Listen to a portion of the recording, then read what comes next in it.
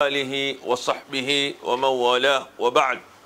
Twawakaribisha tena katika sehemu ya pili ya barnamij ya kukumbushana na kuelimishana masala yanayofungamana na ibada ambao tunaokusudia na kujiandaa kwenda kuitekeleza ibada hii ya hija.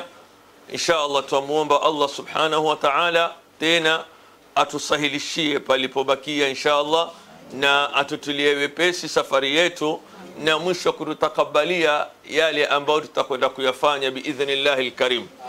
Pili, twapenda kutoa samahani kwa sababu kwanza kabisa hali mnavyoiona ya anga leo ya mivua katika mji wetu wa Mombasa tokea wakati wa kabla alfajiri mpaka wakati wa alfajiri, na mpaka hivi sasa hatuna uhakika ingawa imetulia, na yote ni katika neema za Allah subhanahu wa ta'ala. Kwa hivyo ya kwamba wale ambao walioko katika mitandao waliokuwa wakitungojea na wakatuambia tukawaahidi ya kwamba tutaanza wakati fulani, twasikitika ya kwamba tumepanga kweli tuanze kwa wakati, lakini mambo mengine kama tunavyowaambia kwamba hayako kwenye mikononi mwetu, tukachelewa tukaanza sasa hivi. Alafu la tatu insha Allah twaanza na kuleta dua biidhnillah kabla ya kuingia katika maudhu ya yale ambayo tuliyokusudia ya kutekeleza ibada yetu ya hija. Bismillahir Rahmanir Rahim. Alhamdulillah wassalatu wassalamu ala rasulillah wa ba'd. Allahumma sahhil lana ma nurid ونجنا مما نخاف فضلك يا لطيف. اللهم سهل لنا ما نريد ونجنا مما نخاف بفضلك يا لطيف. اللهم لا سهل إلا ما جعلته سهلا فاجعل أمورنا كلها سهلا. وصل اللهم وبارك على نبينا محمد وعلى آله وصحبه وسلم.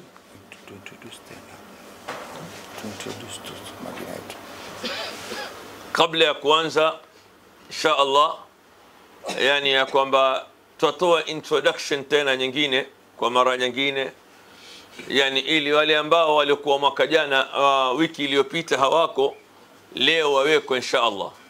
Kuanzia upande wangu wa kulia ni viongozi ambao waliokaa hapa mbele, ni ndugu yetu Al-Amin Ganzel ambaye tuko naye na ni moja katika viongozi katika msafara wetu wa haji. Halafu baadaye ni ndugu yetu hapa Ahmad Bahaidar ambaye yuko na Al-Buraq na ni moja katika viongozi, bali kiongozi mkuu wa msafara kama huu. Alafu upande wangu wa kushoto ni Ustadha Fatma ambaye tuko naye vile vile katika leo darasa, na vile vile tuko naye katika msafara kama hii biidhnillah ta'ala, akishughulikia upande wa wanawake. Naam, nafikiri leo mazungumzo yatakuwa pengine ni mengi kuliko wiki iliyopita, sababu ya kwamba kuna mengi na kwamba safari imekaribia, na kukutana kwetu leo pengine ndio itakuwa ni mwisho mpaka siku ya safari. Kwa hivyo ya kwamba tutaeleza kadri ya vile tutakavyojaliwa, ili kuachia nafasi wenzangu na wao waeleze yale ambayo muhimu yanayofungamana na safari hii. Mimi upande wangu nitazungumzia kuhusu masala yanayofungamana na dini, masala yanayofungamana na dini, na upande wa dini, upande wa kidini katika masala ya ibada tutakuwa pamoja guu kwa guu kuanzia mwanzo wa ibada hii al-Hajj mpaka mwisho.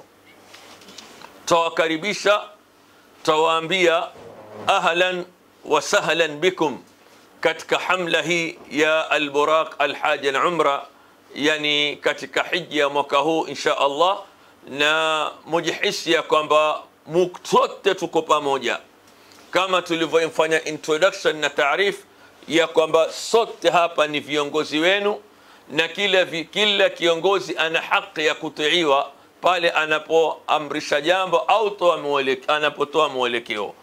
Kwa hivyo kwamba ni viongozi wenu, na tutakuwa na wasaidizi ambao tutakuwa nao katika safari hii yetu ya hija. Ndani ya wiki iliyopita ndugu zangu, ya kwamba tulianza kueleza kwamba Allah subhanahu wa ta'ala ameiweka ibada hii, ambao ibada hii yani ni ibada inayohusiana na nguvu na ibada inayohusiana na uweza. Ibada nyingine utakuta ni ibada ambazo mtu yule mwenye uwezo, ambaye hana uwezo sheria yani ikamkhafifishia, hawezi kutekeleza ibada ya saum kabisa.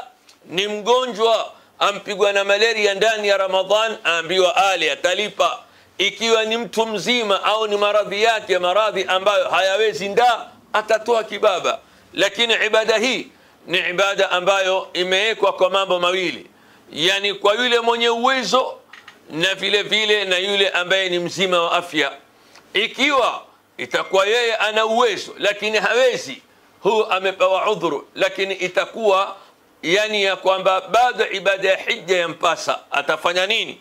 Atamwakilisha yule ambaye ana uwezo na ashatekeleza ibada hii ya hija, amwakilishe ende akamtekelezea ibada hii. Sababu ya kwamba moja katika sharti imekosekana, nao ni kwamba yeye hajiwezi. Na yule ambaye ataka kwenda lakini hana uwezo, hakukalifishwa hija, yani ni yule ambaye ni mustati'. Walillahi ala nnasi hijjul baiti man istata'a ilayhi sabila. Naam, yani amri ya hija ni kwa yule ambaye mwenye uwezo. Maudhui ya hija au ibada hii ya hija, ndugu zangu, ni ibada ambayo yataka kufahamishwa, yataka kuelezwa, yataka kuelekezana. Kwa hivyo panapokuwa na mtu ambaye ni mjuzi katika masala haya, huwa pana sahali kubwa, na anakuwa yeye yani ana jukumu la kuongoza wenzake na kuongozana katika namna ya kutekeleza ibada hii kisawasawa, kwa sababu ni mtu ambaye mtu anatoa pesa zake, jasho lake, amechanga, amezumbua mpaka leo akasema sasa nishafika. Halafu leo ende akafanye kitu ambacho hajui afanye nini, au afanye mchezo, au asiwe serious na ibada. Ni huzuni kubwa sana, na ni jambo ambalo lasikitisha. Na mwanzo tulipokuwa grupu imefunguliwa, tuna nasaha tulitoa. Hizi karatasi ambazo tunganyiziwa sasa hivi tuliziweka katika group, tukawaambia na pengine darasa za miaka iliyopita, kuwaambia jamani, anzeni kusoma ibada hii ya haji, mbali na kwamba tutaelezana na mbali ya kwamba tutakuwa pamoja, ili ujue angalau kitu gani ambacho utakwenda kufanya.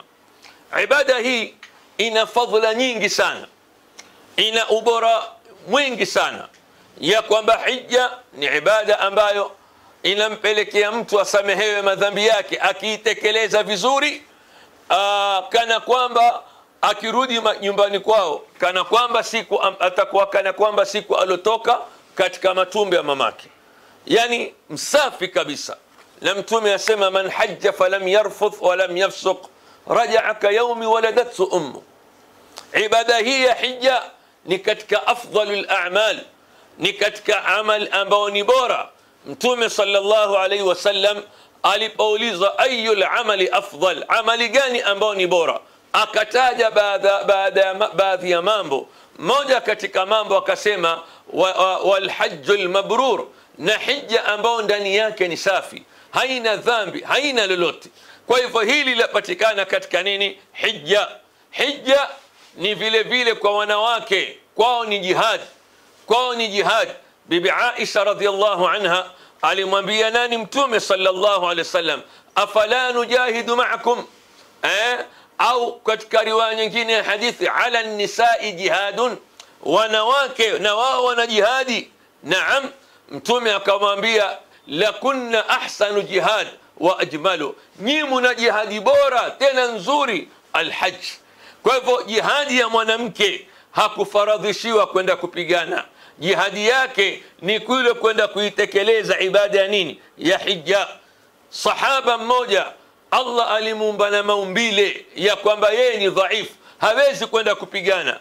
Amwambia Mtume, ya Rasulullah, inni jabanun, inni dhaifun, mimi ni muoga, yani shakhsia ya umbile lake, mimi ni dhaifu, nifanyeje?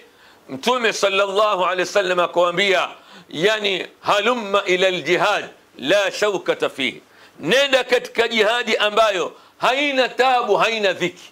Kwa hivyo almuhim, ibada hii ina fadhila, na fadhila zake ni kwamba moja katika mambo ambayo yanayopatikana ndani ya ibada hii, inamjenga imani ya mtu kitwabia na inamjenga imani ya mtu kitauhid. Na ndio tukazungumza katika malengo ya kuwekwa ibada ya hija ni tahqiqu tauhid, mtu apate kumpekesha Allah, amwabudu Allah, amtakase, akitoka pale aendelee katika hali ile vile vile.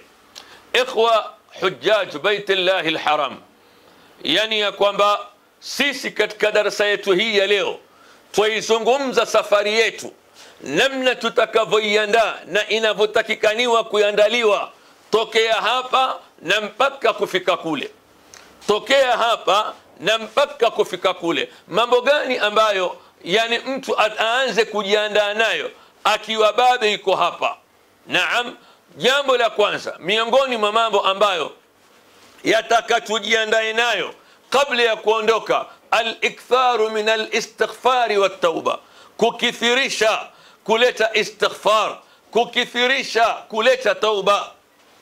Jambo la pili miongoni mwa mambo ambayo yataka mtu ajiandae nayo, yani ya kwamba yeye yuondoka yuenda katika safari, na mtu anapokwenda safari hajijui safari ile itakuwa vipi. Yatakikaniwa ikiwa ulimkosea mwenzako muombane msamaha, yatakikaniwa ikiwa una deni uilipe au umwakilishe mtu ambaye ataweza kulipa. Waweza kama wakati huu unapokwenda haji waweza kutatizika kwamba kutolipa, sasa nenda kwa yule ambaye anayekudai, bwana mimi nenda haji lakini wanidai, insha Allah mimi nitakuja nitakulipa, na umweke mtu nyuma ya kwamba laula tokea lolote huyu ataweza kunilipia na kusimamia deni langu, na katika sheria hilo limeruhusiwa. Jambo la tatu miongoni mwa mambo ambayo yatakikaniwa Muislamu yani afanye ni kuandika wasia. Usiseme ya kwamba kwani nitakufa, watakikaniwa ya kwamba uhusie wakati ambapo utakapokuwa wewe waondoka kwenda yani kutekeleza ibada ya hija, sababu hujui. Na vile vile mali yako ambao utakao kwenda nayo iwe ni mali ambao ni halali, sababu wewe watarajiwa kwenda kutekeleza ibada ya hija, Allah aitakabal amali yako ile. Yale yote ambao tulioahidiwa atalipa mhujaji hayawezi kupatikana ikiwa ndani ya mali yako kuna shubha. Inna Allaha tayyibun la yakbalu illa tayyiba, Allah ni mzuri, hakubali illa yale mambo ambayo ni mazuri.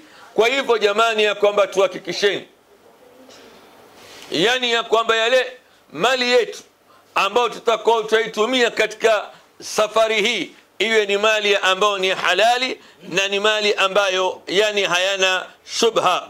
Jambo jingine miongoni yani ya kwamba mambo ambayo yule mhujaji kabla ya kuanza safari yake ayafanye, akae katika vikao vya khairi kama hivi, mahali unsikia ya kwamba kuna darasa zinazofungamana na masala ya haji, na wewe ni mhujaji, nenda kasikize upate faida, ujue ya kwamba mimi nenda yani nenda fanya nini, najifunza nini. Na ikiwa katikati ya ibada kama ile, kama mlivyoambiwa na ndugu yangu Bahaidar wiki iliyopita, ikiwa hujui jambo lolote la dini uliza, usione haya, usione haya. Ikiwa ni kuona haya, wangeona haya bibi Aisha radhiyallahu anha. Ikiwa ni kuona haya, angeona haya Asma bint Umais. Asma bint Umais alijifungua na akapata mtoto akiwa yuko ndani ya ibada ya hija, akenda akamtuma mtu akamuuliza Mtume, je, nifanye nini? Je, kama angejificha ingekuwa haifai. Kwa hivyo ndugu zangu, ya kwamba haya ni mambo ambayo yanayofungamana na ibada hii ya hija, lazima yani ya kwamba kabla yani ya kwenda kuitekeleza ibada hii ya hija, matayarisho haya yaweko. Lazima watu wajifunze ibada ya hija na ujue wenda fanya nini. Ikhwani fillah, ikhwani hujjaj baitullahi alharam, mahujaji wa kwenda kuizuru nyumba ya Allah subhanahu wa ta'ala, hija ni ibada, na kama tulivyoelezwa hapa sasa hivi kuna sampuli tatu za hija. Kuna ifrad na kuna qiran na kuna tamattu. Katika hii karatasi pamphlet tulizoeleza hapa au tulizogawanyia, yani masala haya yamo au sampuli za hija hii ziko. Kwa hivyo suala moja ni kwamba la kujiuliza, mimi nenda kuitekeleza ibada haji katika sampuli hizi tatu, sisi tutafanya ibada gani? Au sampuli gani ya haji? Sampuli gani ya haji ambayo yani ya kwamba sisi tutakwenda kuifanya? Naam, sisi yani kawaida hufanya ile ambao alichagua Mtume sallallahu alaihi wasallam. Mtume alihiji mara moja, na katika kuhiji kwake, wakati alipokuwa masahaba watoka Madina kuja Makka, sasa kuna ambao walikuwa wametia nia ya kufanya hija peke yake ifrad, na kuna ambao walikuwa wametia nia ya kufanya hija na umra pamoja ambao ni qiran, na kuna ambao walikuwa wametia nia kufanya hija ya tamattu. Lakini Mtume sallallahu alaihi wasallam kwanza yeye alifanya hija ya qiran, lakini baada ya kufanya tawaf akawaambia masahaba, lau kama ingekuwa mimi imenidhihirikia hivi sasa, yani imenidhihirikia yale yaliyonidhihirikia hivi sasa, mimi ningefanya tahallul, hii umra yangu ngejivua kabisa. Lakini alikuwa tayari ana mnyama. Kwa hivyo akawaambia wasahaba wale ambao walikuwa hakubeba mnyama, ile umra ambao waliifanya, yani tawaf na sa'i ambao waliifanya, waivunje, wavue nguo zao, baada ya kupunguza nywele zao waifanye ni umra. Ina maana ya kwamba akawachagulia kufanya hija ya tamattu. Kwa hivyo hija ambayo ni bora aliyochagua Mtume na aliwapendelea masahaba wake, yani ilikuwa ni hija ya tamattu. Mpaka masahaba akamwambia Mtume, alhillu kullu, tujivue kabisa. Manake aliambiwa sasa, yani ya kwamba nyinyi mshafanya tawaf na sa'i, punguzeni nywele, muweko huru, fanyeni mtakavyo. Wakaambia tuweko huru kabisa, walikuwa na maana yao. Akaambia alhillu kullu. Na ilikuwa zamani, yani wakati wa makuraish wa kihiji, walikuwa wao wanaamini ya kwamba umra ndani ya ibada ya hija hakuna kitu chaitwa umra kabisa. Wao wakenda wafanya hija peke yake. Lakini Mtume sallallahu alaihi wasallam alipohiji yeye akasema, dakhalatil umra ma'a al-hajj al-abad ila al-abad, umra imeingia pamoja na haji tena milele milele milele. Almuhim ikhwa alhujjaj, ni kwamba hija tutakayofanya sisi ni hija ya tamattu. Hija ya tamattu ni kwamba tukitoka hapa tukifika Makka tutafanya umra. Baada ya kufanya umra tutavua nguo zetu za ihram wanaume, na wanawake watakuwa sasa hivi waweza kuvaa nguo zao za kawaida kama tutakavyokuja kueleza, mpaka tarehe 8. Siku ya tarehe 8 tutatia nia ya haji peke yake. Wakati tunapokwenda kwa kwamba tunafanya umra, tutatia nia ya umra peke yake. Tukimaliza umra, yani ya kwamba tutajivua, tutafanya ibada, tutatia nia ya ibada ya haji peke yake. Naam, mambo ambayo ya kufanya katika ibada ya umra. Manake hii karatasi inaanza masala ya haji, lakini katika kurasa za mbele kuna muongozo wa ibada ya umra. Umra inakuwa na muongozo wa aina gani? Yani tutakwenda kulingana na safari yetu. Tutakwenda kulingana na safari yetu namna itakavyokuwa. Si kuzungumzia suala zima la haji, la. Mengine tutayazungumza katika darasa tutakapokuwa Makka na au Mina tukipata nafasi. Lakini sasa tukieleza sisi tutafanya nini, kwanza fahamu ndugu yangu mhujaji ya kwamba sampuli ya haji ambayo wewe utakao kwenda fanya ni hija ya tamattu. Naam, utafanya umra mwanzo, halafu baadaye utatia nia siku ya tarehe 8, yani ya ibada ya haji. Hii ndio sampuli ya haji ambayo tutakaofanya sisi. Bil asaf ya kwamba hatusemi vibaya, kuna baadhi ya mahujaji wenda lakini maskini hajui hata enda fanya nini. ile sampuli ya hija gani uenda fanya. Wewe sio kama uliza hujjaj akwambia bwana mimi nitakwenda tusijui mimi na mtu agent wangu ataniongoza. La, si sawa.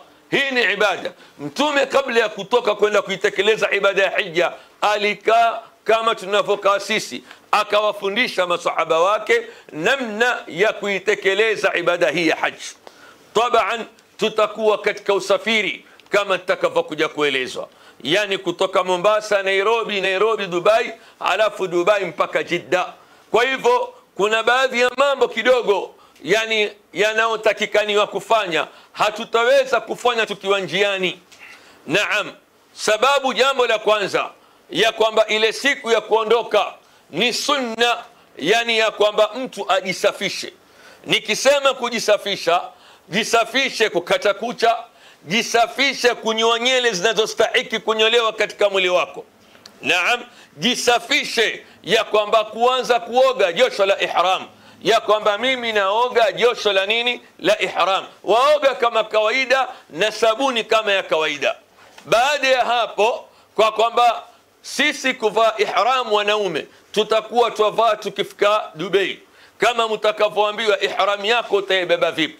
Ukishatia nia kuoga josho la ihram, ukimaliza tuanza safari yetu sasa ya kutoka hapa yani mpaka Nairobi Dubai. Tukifika Dubai sasa, kabla ya kupanda ndege, ndio sasa tutaanza kuvaa ihram, nguo nyeupe.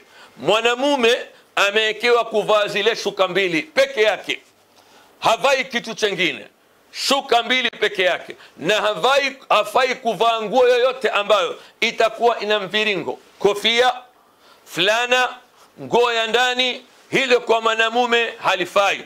Na vile vile viatu vyake viwe ni viatu ambao vitakuwa ni open shoes.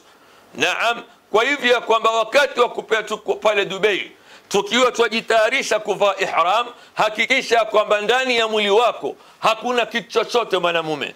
Naam, na waweza kujitia manukato kwenye mwili. Kama una manukato yako waweza kujitia nayo kwenye mwili, lakini usijitie katika nguo, utajitia katika mwili zile ihram. Mwanamke yani hakuwekewa nguo maksus ila avae mavazi ya stara. Wanaovaa nyeupe wavae, wanaovaa rangi, lakini vazi lake liwe la stara la kumstiri mwili wake.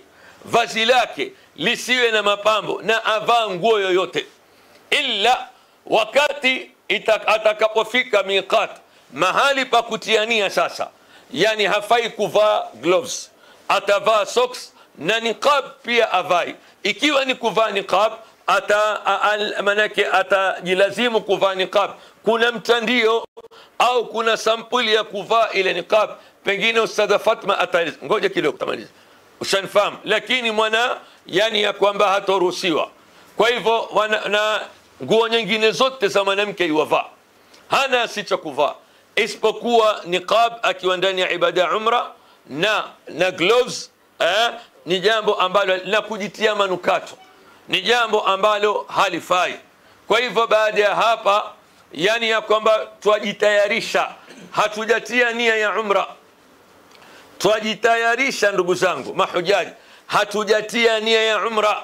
Nia ya umra tutatia tukiwa ndani ya ndege. Na ibada hii miongoni mwa mambo ambazo yaliyowekwa, kuna kitu chaitwa miqat. Miqat ni ile sehemu ambayo yoyote anaelekea Makka au anaelekea Saudi Arabia kwa nia kufanya ibada ya hija au umra, hafai kupita sehemu kama hii bila ya kutia nia. Ndiyo miqat. Na miqat ziko sampuli mbili, miqat makaniya na miqat zamaniya. Yani miqat yani ya zama na wakati wa kutekeleza ibada ya hija, na wakati huu ni miezi mitatu.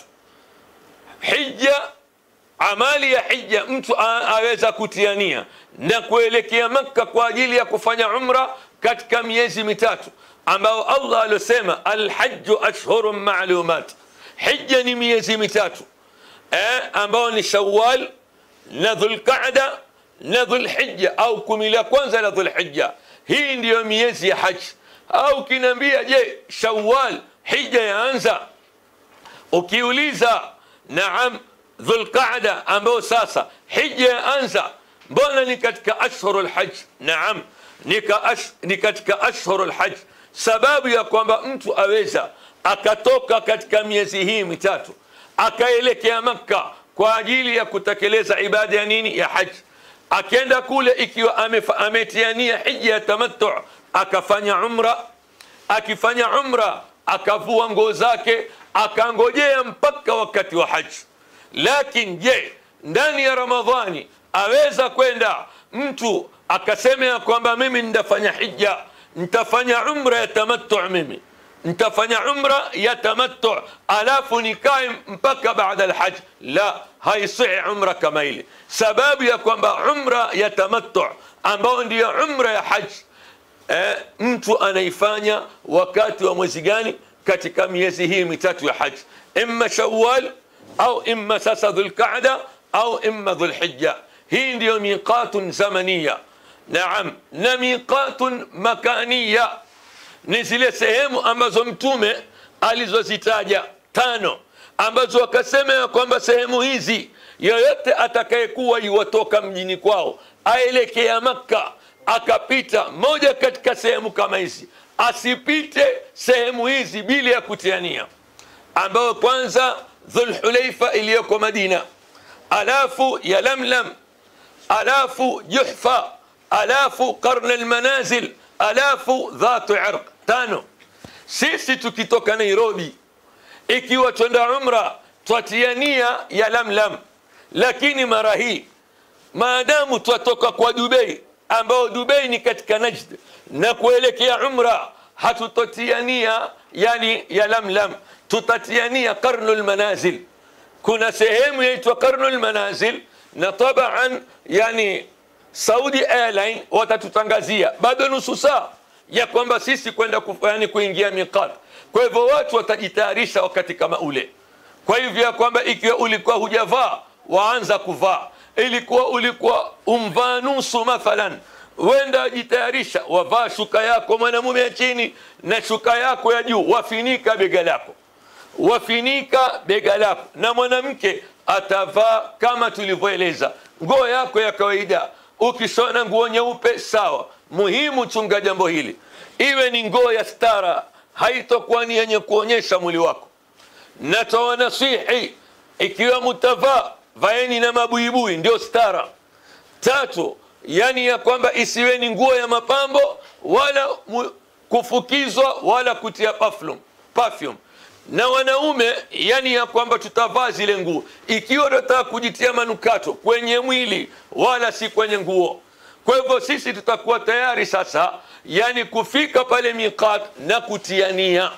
Kwa hivyo tutakapotangaziwa tukiwa ndani ya ndege, baada dakika 5, baada dakika nusu saa, tutakuwa tunajitayarisha. Tukiambiwa sasa tuingia katika miqat, sasa hapa ndipo mahali ambapo yataka tutie nia zetu za kwenda kuitekeleza ibada ya umra. Hapa tukifika miqat ambao ni makania, ni Qarnul Manazil, ndio tutatia nia ya kufanya nini? Ya nia ya umra, kwa sababu sisi twatekeleza ibada ya tamattu. Naam, tutakuwa juu ya ndege, tutakuwa juu ya ndege.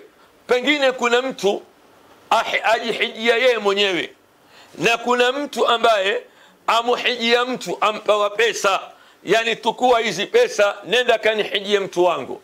Nia zitakuwa tofauti. Mimi ambaye nenda jifanyia mwenyewe sasa, na ambaye nitakuwa nishafanya sharti ya kwamba nia yangu ya kuingia katika ibada hii ya umra, ni kuna aina sigha na namna nyingi. Yani katika namna ambazo kidogo zina takhfif, wasema labbaik Allahumma umratan, labbaik Allahumma umratan la riaa fiha wala sum'a. Tumeandika hapo na tutawakumbusha tukiwa ndani ya ndege, sababu tutakuwa angani. Labbaik Allahumma umratan la riaa fiha wala sum'a. Baada ya kumaliza kutiania, tutakuwa sasa sisi tushaingia ndani ya ibada ya umra, tushaingia ndani ya nini? Ibada ya umra. Kwa hivyo haifai tena kukata kucha, haifai mwanamume kufinika kichwa. Isije joto linkuzidi ukataa kulala ndegeni ukajifinika kichwa, la, haifai. Haifai kujitia manukato, haifai yani kuvaa nguo yoyote ambayo ni yani iloshona. Siku moja namwona mtu amfika Makka asema nasikia baridi bwana, hii AC. Nikifika namuona mvaa fulana, shekhe vipi? Ala, nasikia baridi siwezi kustahimili. La haula, haifai. Mwanamume akishatiania pale utakaposema labbaik allahumma umratan, hufaitina shekhe kuvaa nguo ya mviringo iliyoshonwa. Naam, haifai kufinika kichwa, haifai kukata kucha. Naam, na lau kama utataka kuoga, tahadhari, usioge ukatumia sabuni ambayo ni ya manukato. Tumia sunlight, tumia sabuni ya sunlight utakapokuwa ushaingia ndani ya ibada kama hii. Kwa hivyo kwamba hapa na mwanamke ukishatiania usivae niqab tena wala socks. Kitu kinachofuatia baada ya kutiania itakuwa ni talbiya. Sunna ni kuleta talbiya. Naam, Mtume sallallahu alayhi wasallam aliamrishwa na Jibril akawaambia, ya Muhammad, muru ashabak falyarfa'u aswatahum bitalbiya, waamrishe masahaba wako wainue sauti zao walete talbiya. Amrishwa Mtume na Jibril akawaamrisha masahaba. Mtume sallallahu alayhi wasallam asema, yani ma min mulabbi yulabbi illa labba man an yaminihi wa shimalihi, hakuna yoyote mwenye kupiga talbiya akipiga talbiya illa yani hupiga talbiya na yeye vilivyoko kuliani na kushotoni. Na Mtume asema, ma labba mulabbin illa bushira biljanna.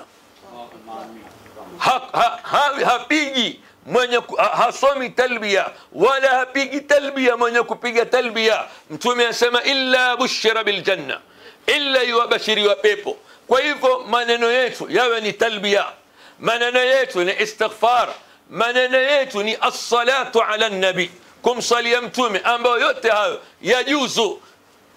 Lakini almuhim uwe wajishughulisha katika yale mambo ambayo ya kheri na talbiya kuleta mpaka tutakapofika yani Jidda kuteremka.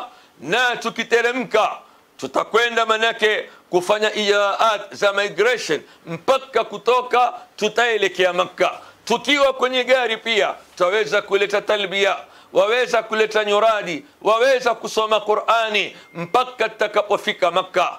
Tukifika Makka kazi itakuwa ni ya viongozi, yani kutuelekeza na kutupa kila watu watakaogawanyiwa kakae katika grupu kwenye room zao.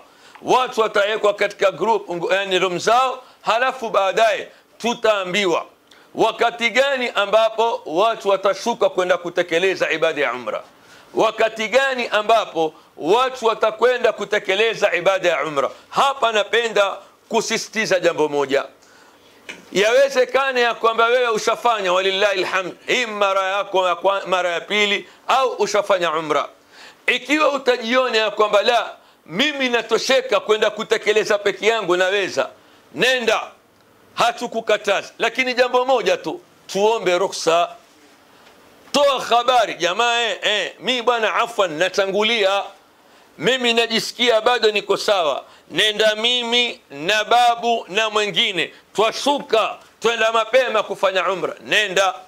Na ukisema kwamba utawangojea wenzako mwende pamoja, fabiha wa neema. Na ikiwa utasema kwamba la, mimi nitatangulia, nitafanya mimi, sina neno jamaa, nyinyi nendeni, fabiha wa neema. Lakini muhimu jambo moja jamani, tuheshimu viongozi na msafara. Jamani, wataka subra. Haya malipo ya mtu kuwatwa huru na moto, yani kuwa kama siku alozaliwa na mamake, haya malipo makubwa na hayalipo hivi hivi, yani ya kwamba mtu kaanza kutokwa na maneno na kulalamika na kutukana, la, kwa yule ambaye atakuwa na subra. Kwa hivyo ibada hii jamani, tuambiana yatakikaniwa tuwe na subra.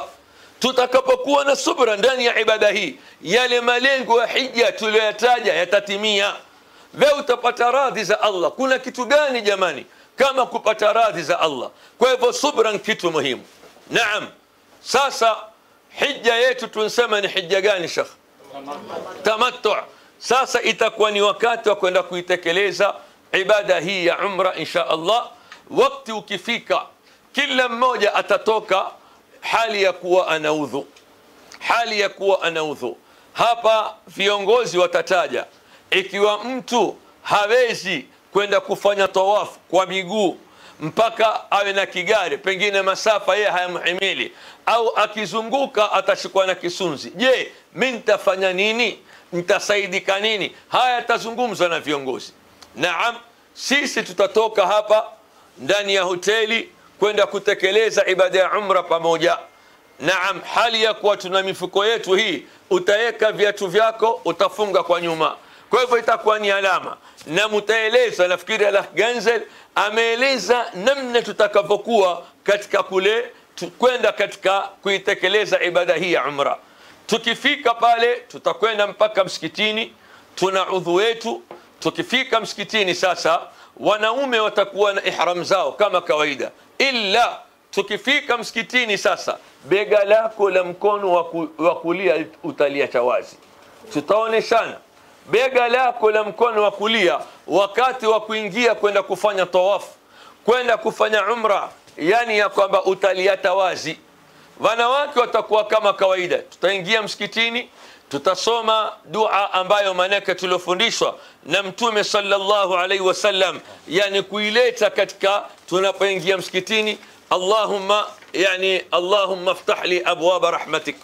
Naam, tutaingia moja kwa moja. Tukiingia tutakuwa twaelekea kwenda kutekeleza ibada sasa ya umra.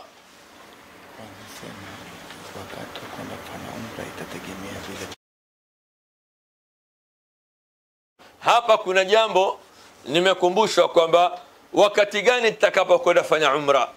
Tukifika tutaangalia na hali ilivyo, kwa sababu kuna watu wazima, kuna wazee.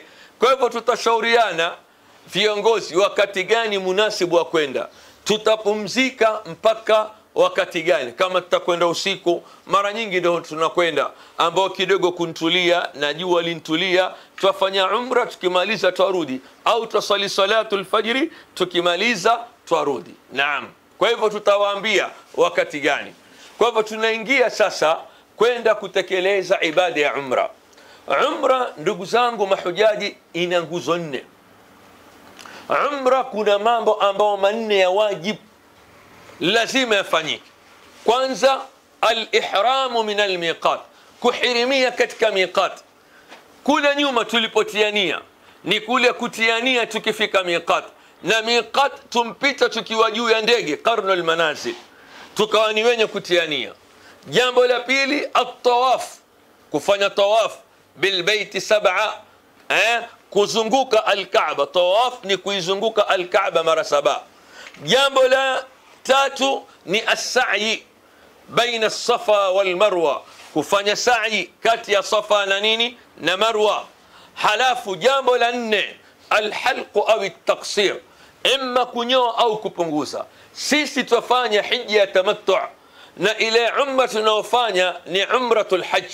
Kwa hivyo umra kama ile tutapunguza. Wanawake wanapunguza kidogo pale.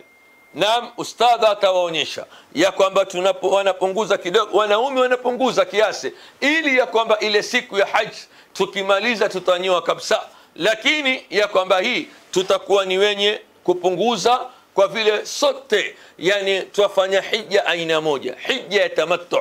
Tuanza na umra mwanzo, tutamaliza twajiweka huru, twajifungua, alafu tutakuwa twangojea ibada ya haji. Sasa tukifika pale, yani namna ya kuitekeleza ibada ile ya umra, tukishaiona al-Kaaba, masahaba kina Ibn Mas'ud radhiyallahu anhu walikuwa wakiinua mikono yao, wakiinua dua wakisema, Allahumma anta as-salam wa minka as-salam fahayyina rabbana bis-salam. Hii ni dua ambayo kina sahaba Abdullah ibn Mas'ud na masahaba wengine wakileta. Halafu twaingia katika Kaaba, yani kuweza kutekeleza kufanya ibada ya tawaf. Ibada ya tawaf inaanza wapi? Inaanza kwenye Hajarul Aswad.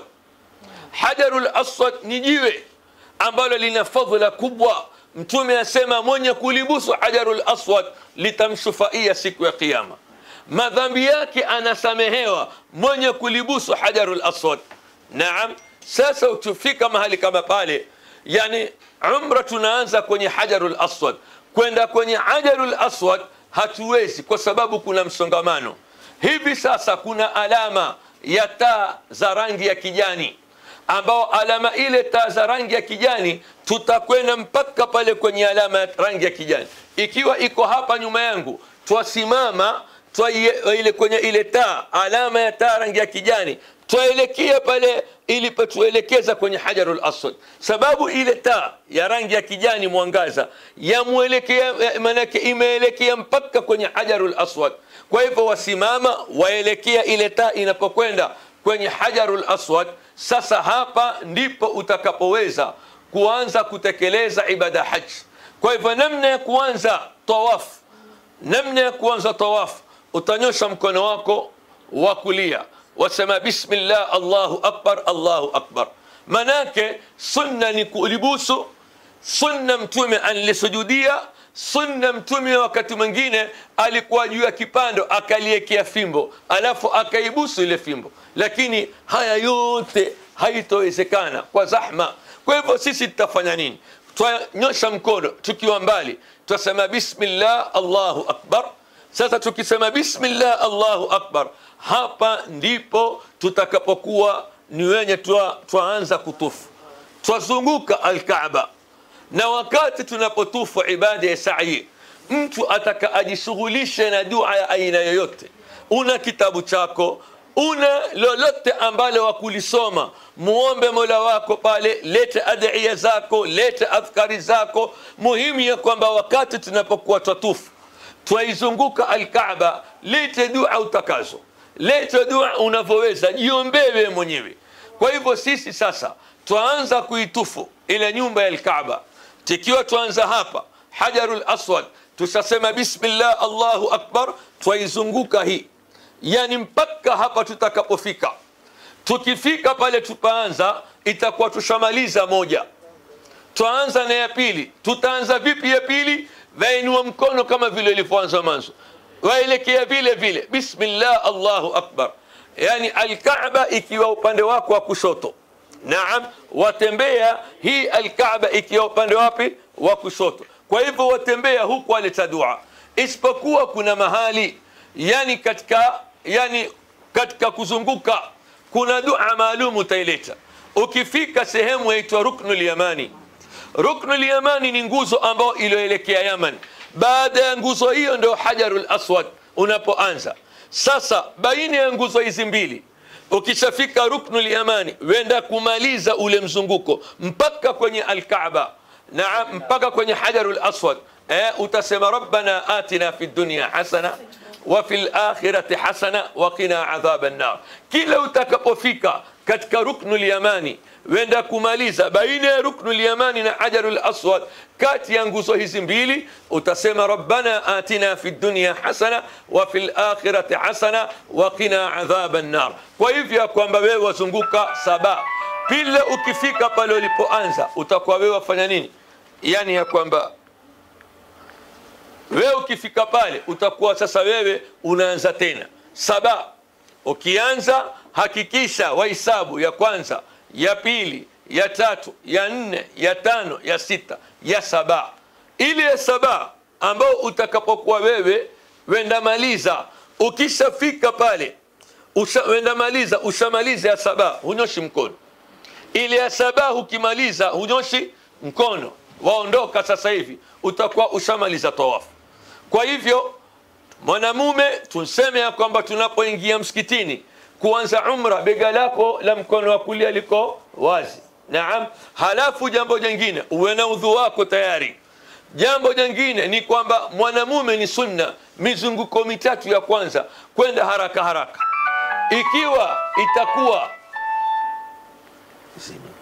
Ikiwa itakuwa kumejaa, na taban kumejaa, utakwenda, tutatembea kama kawaida. Na mara nyingi kama alivyosema Al-Ganze ya kwamba huwa kumejaa kabisa. Kwa hivyo tutakwenda kutembea, lakini kujua ya kwamba lao mtu atapata nafasi ya kwenda haraka haraka, mwanamume mizunguko mitatu ya kwanza atakwenda, mizunguko minne iliyobakia atatembea. Naam, lakini kwa sababu ya kwamba zahma, taban tutatembea kama kawaida. Kwa hivyo hii ndiyo tawaf. Tawaf sharti yake uwe na udhu. Lau udhu utakutanguka utafanya nini? Udhu ukikutanguka waweza ukatoka ukenda ukatawadha, kuna mifereji. Ukija utaendelea na pale ulipokuwa umesimama.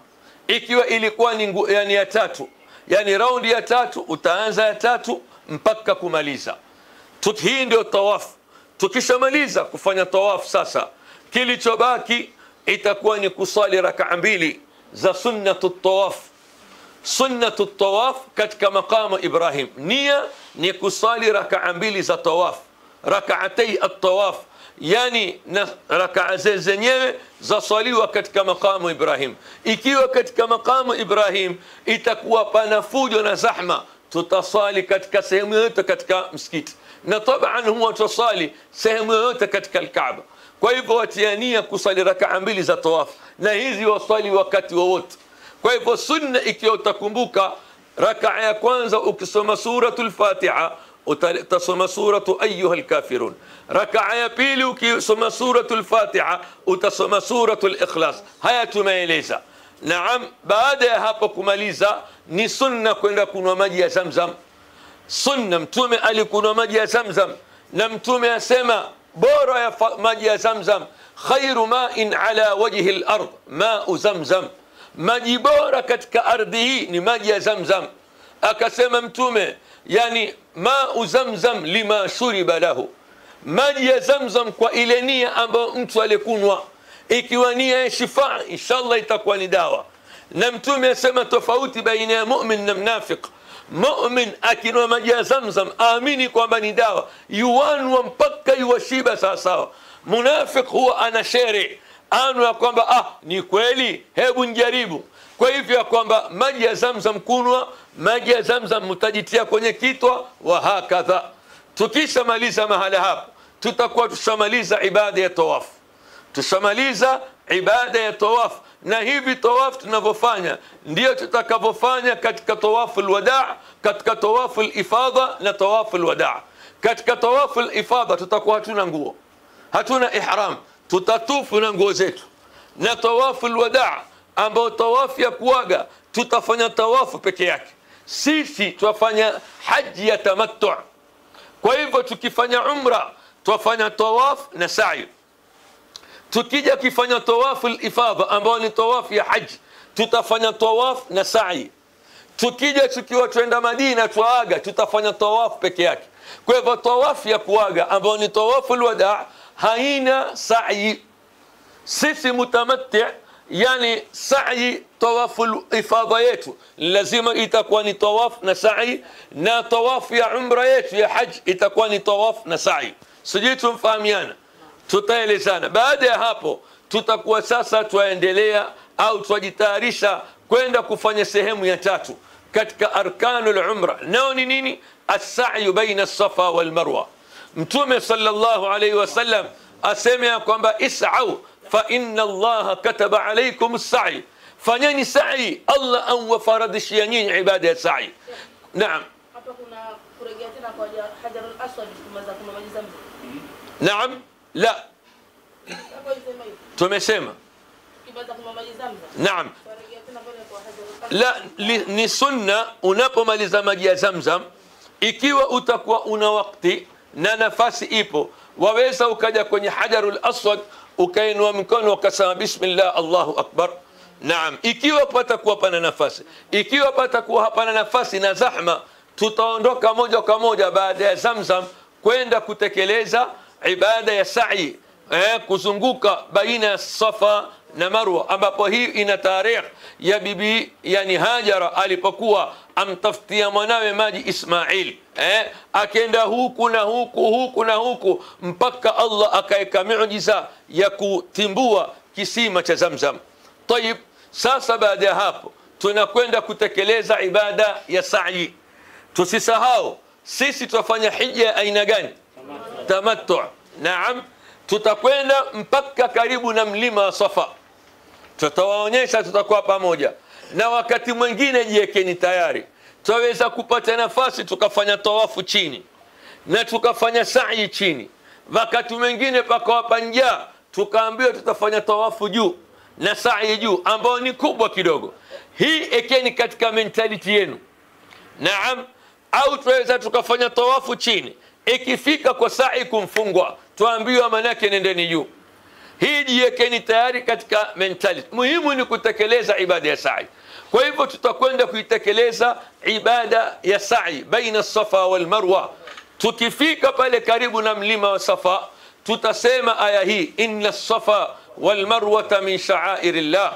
Hivi ndivyo Mtume sallallahu alaihi wasallam katika hadithi ya Jabir alipokea al-Imam Muslim, falamma dana min as-Safa, alipokurubia Safa alisema aya hii, inna as-Safa wal Marwa min sha'airillah. Anakwenda moja kwa moja mpaka katika mlima wa Safa. Tukifika katika mlima wa Safa, tutapanda kwenye mlima wa Safa, tutaelekea al-Kaaba. Mlima wa Safa waweza kuwa ni huu ambao mimi ninasimama, tuelekea kwenye al-Kaaba. Tukielekea kwenye al-Kaaba, tukiwa tuiangalia sasa, twasema maneno haya, Allahu akbar, Allahu akbar, Allahu akbar, mara 3. Alafu twasema la ilaha illa Allah wahdahu la sharika la, lahul mulk wa lahul hamd wa huwa ala kulli shay'in qadir. La ilaha illa Allah wahda anjaza wa'da wa nasara 'abda wa hazama al-ahzaba wahda. Haya maneno twayasema tukiwa sasa tuko katika mlima wa Safa, tumepanda tuelekea al-Kaaba. Halafu tukishasoma maneno kama haya, ni sunna kuinua mikono kuleta dua katika sehemu ambazo ndani ya ibada ya haji dua inakuwa ni mustajab, pale mtu anapokuwa katika mlima wa Safa au mlima wa Marwa akileta dua hii. Kwa hivyo tutaleta dua hii, na maneno haya ni sunna kuleta mara 3. Tukishamaliza kuleta dua hii, kila mmoja kuomba dua, na tukiomba dua tukimaliza tuanza tena haya maneno. Mara ya 3 tutashuka. Ikiwa patakuwa na msongamano, na mara nyingi huwa tualeta mara moja, tualeta mara moja haya maneno na dua. Tukimaliza tuondoka mlima wa Safa twenda Marwa. Hii mara 7 waihisabu vipi? Ni kwamba tukitoka sasa Safa twenda Marwa huwa ni 1, na tukitoka Marwa kuja Safa ni 2, 3, 4, 5, 6. Tukimalizia sasa, tutamalizia kutoka Safa kwenda wapi? Marwa. Wakati wa kufanya sa'i baina Safa wal Marwa, yani ya kwamba ni kama tawafu. Waweza kusoma Qur'an, waweza ukawa na uradi wako, waweza ukawa dua yako, jishughulishe. Naam. Vile vile wakati wa kwenda kutoka Safa kwenda Marwa, kuna sehemu kuna taa rangi ya green, yani kuna taa rangi ya green mara 2 huku na huku. Sasa taa rangi ya green hizi ni kwamba mwanamume akifika pale mahali kwenye taa rangi ya green atakwenda mbio kidogo. Mtaona watu atakwenda mbio kidogo pale mpaka kwenye taa rangi ya green ya mwisho. Ukishafika pale, wasimama, tuwasubiri wanawake waje kwa miguu. Wao hawendi, waje kwa miguu, watembea, tuelekea. Tukifika Marwa sasa, tutapanda kwenye kilima cha Marwa au mahali popote. Halafu tutaelekea tena Kaaba kama vile mwanzo tulivyofanya Safa. Tulete dua ile ile ambayo tuleta Safa. Naam, pale Marwa tutaileta. Tukimaliza tutashuka na adhkari zetu, tuelekea tena Safa. Naam, itakuwa ni hiyo ya pili, kwa sababu yani ya kwanza ni kutoka Safa kuja Marwa, na ya pili kuja Marwa kwenda wapi jamani? Safa. Na vile vile wakati wa kutoka Marwa na kuja Safa na kuja katika Safa, tukifika mahali baina kuna taa za rangi ya kijani, tutakwenda mbio kidogo wanaume, kama vile tulifanya katika tulipokuwa kutoka Safa kuja Marwa. Naam, na itakuwa ni mara 7 vile vile. Mara ya 7 tutamalizia kutoka Safa kwenda Marwa. Tukifika Marwa hatutaleta dua ile ya 7. Sasa ikiwa tutoka Safa twaja Marwa, sasa ndio raundi ya 7. Tukifika pale hatuleti dua, tutakuwa tushamaliza. Kwa hivyo tumetiania katika miqat, tumefanya tawaf na tumefanya sa'i. na tunseme ya kwamba umra ina ruknu ngapi, nguzo ngapi? 4. Kwa hivyo imbaki moja ni ipi? Kunyoa au kupunguza. Sisi kwa fanya tamattu hatunyoi kipara, tutapunguza. Naam, na wanawake watakata kidogo peke yake. Na tukisha punguza, naam, na wanawake kishakata, sasa pale itakuwa tushamaliza umra. Tushamaliza umra, tunakwenda nyumbani, tunavua nguo zetu za ihram. Naam, alhamdulillah, yani tunakuwa huru ya kufanya chochote. Na mwanamke atavaa niqab na atavaa gloves, atakuwa ashamaliza ibada ya nini? Ya umra. Sasa sehemu ya kwanza ya hija ya tamattu tushaifanya. Itakayobakia sasa ni yani kutekeleza ibada ya haji. Kutekeleza ibada gani? Ya haji. Taban tutakaa pale Makka mpaka siku ya haji. Haji yani ya kwamba yaanza tarehe 8, tarehe 8, tarehe 9, tarehe 10, tarehe 11, tarehe 12 na tarehe 13. Hizi ndizo siku za gani? Za haji. Hija yaanza tarehe 8 ambayo yaitwa yaumut tarwiya. Tarehe 9 ambayo ni yaumu Arafa. Tarehe 10 ambayo ni yaumun nahri, ile yaumul Eid. Tarehe 11 yaitwa yaumul qarri.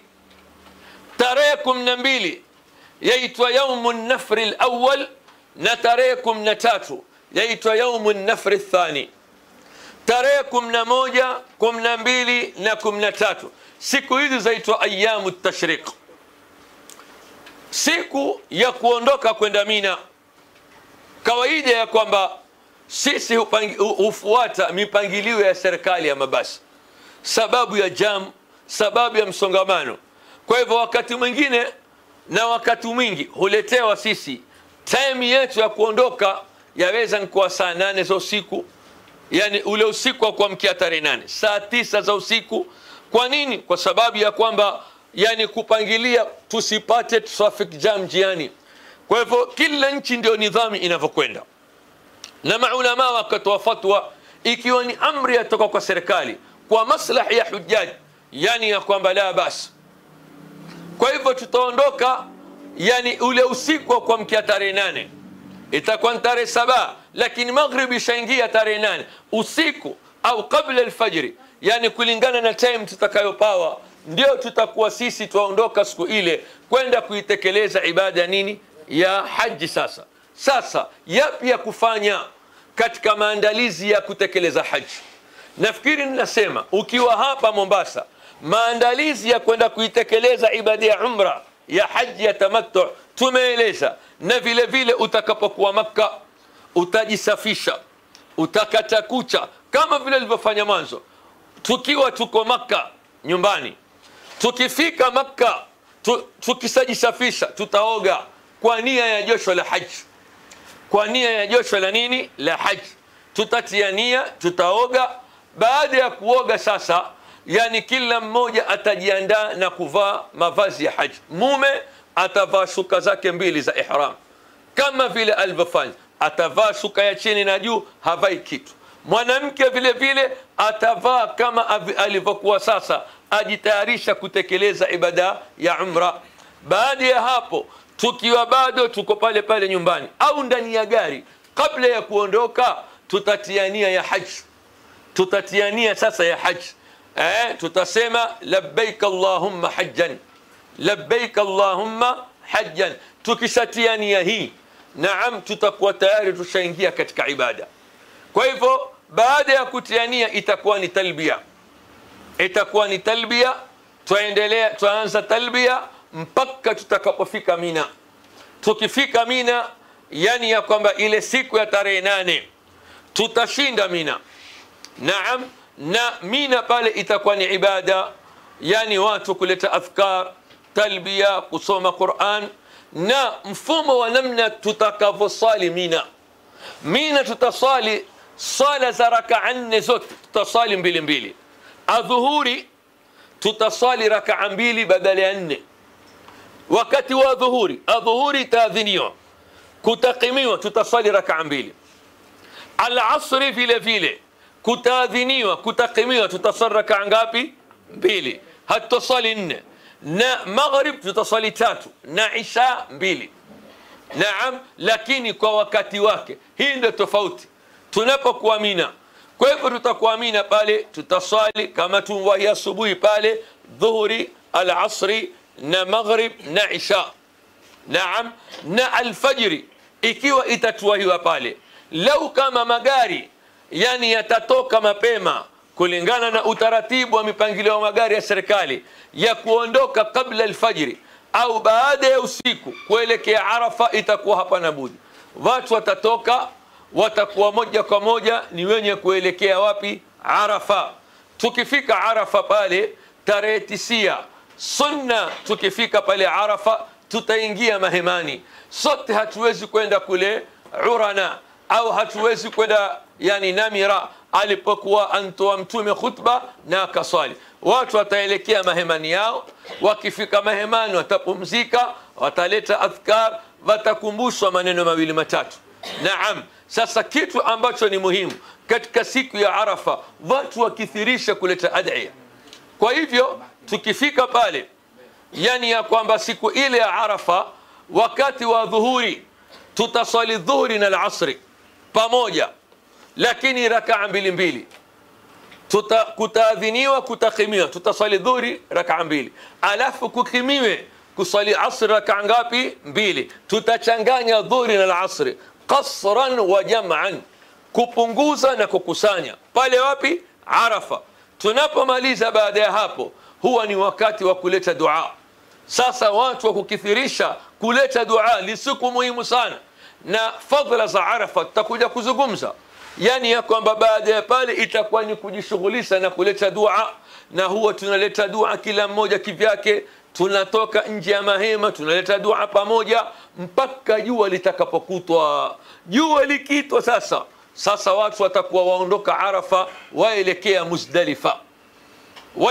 Muzdalifa. Tukifika Muzdalifa pale, jambo la kwanza tutasali maghrib na isha.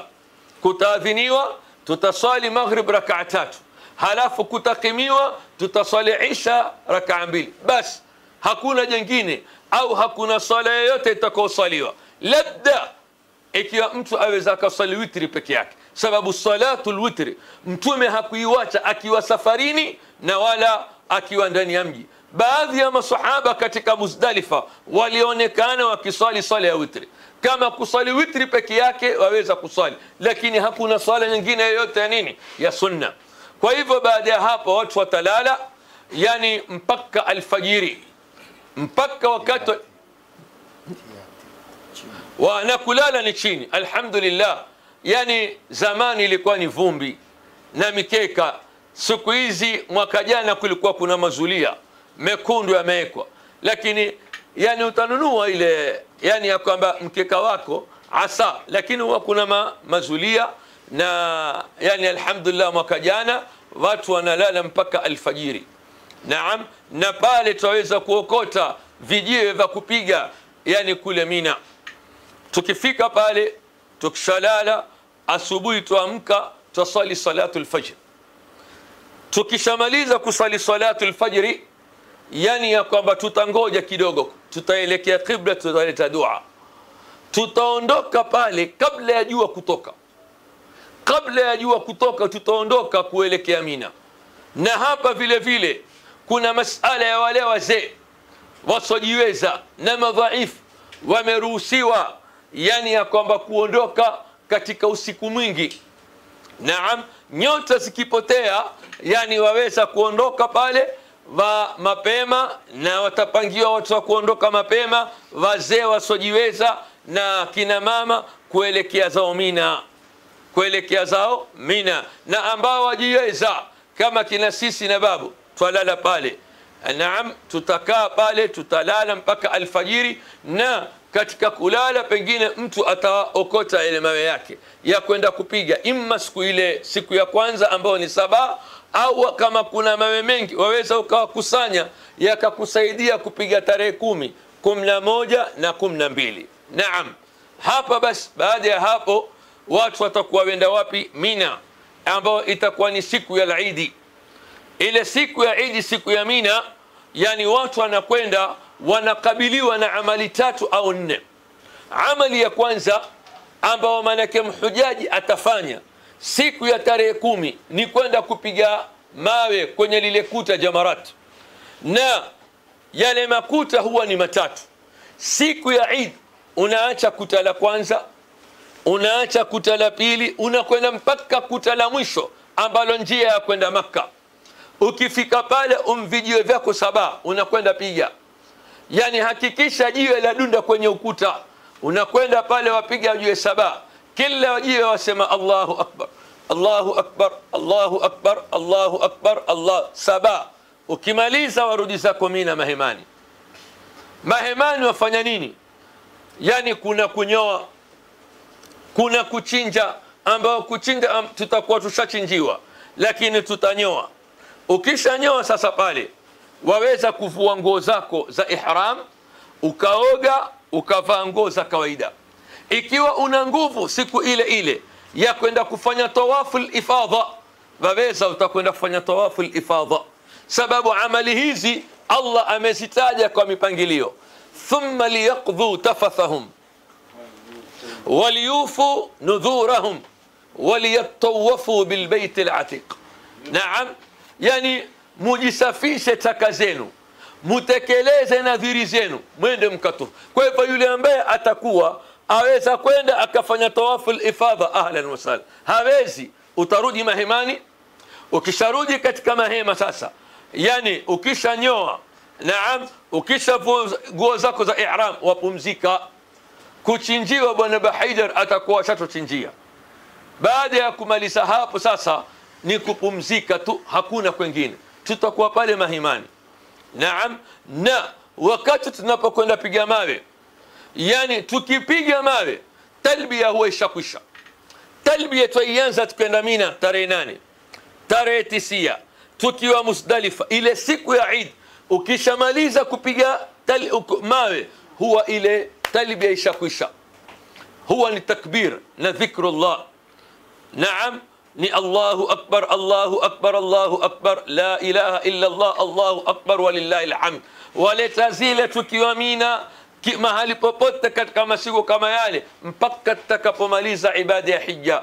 Kwa hivyo kwamba tukishapiga mawe ile siku talbiya hakuna tena, twarudi mahemani, twakaa kwenye mahema pale, twaingia siku ya tarehe 11, ambao siku ya tarehe 11 yaitwa yaumul qarri.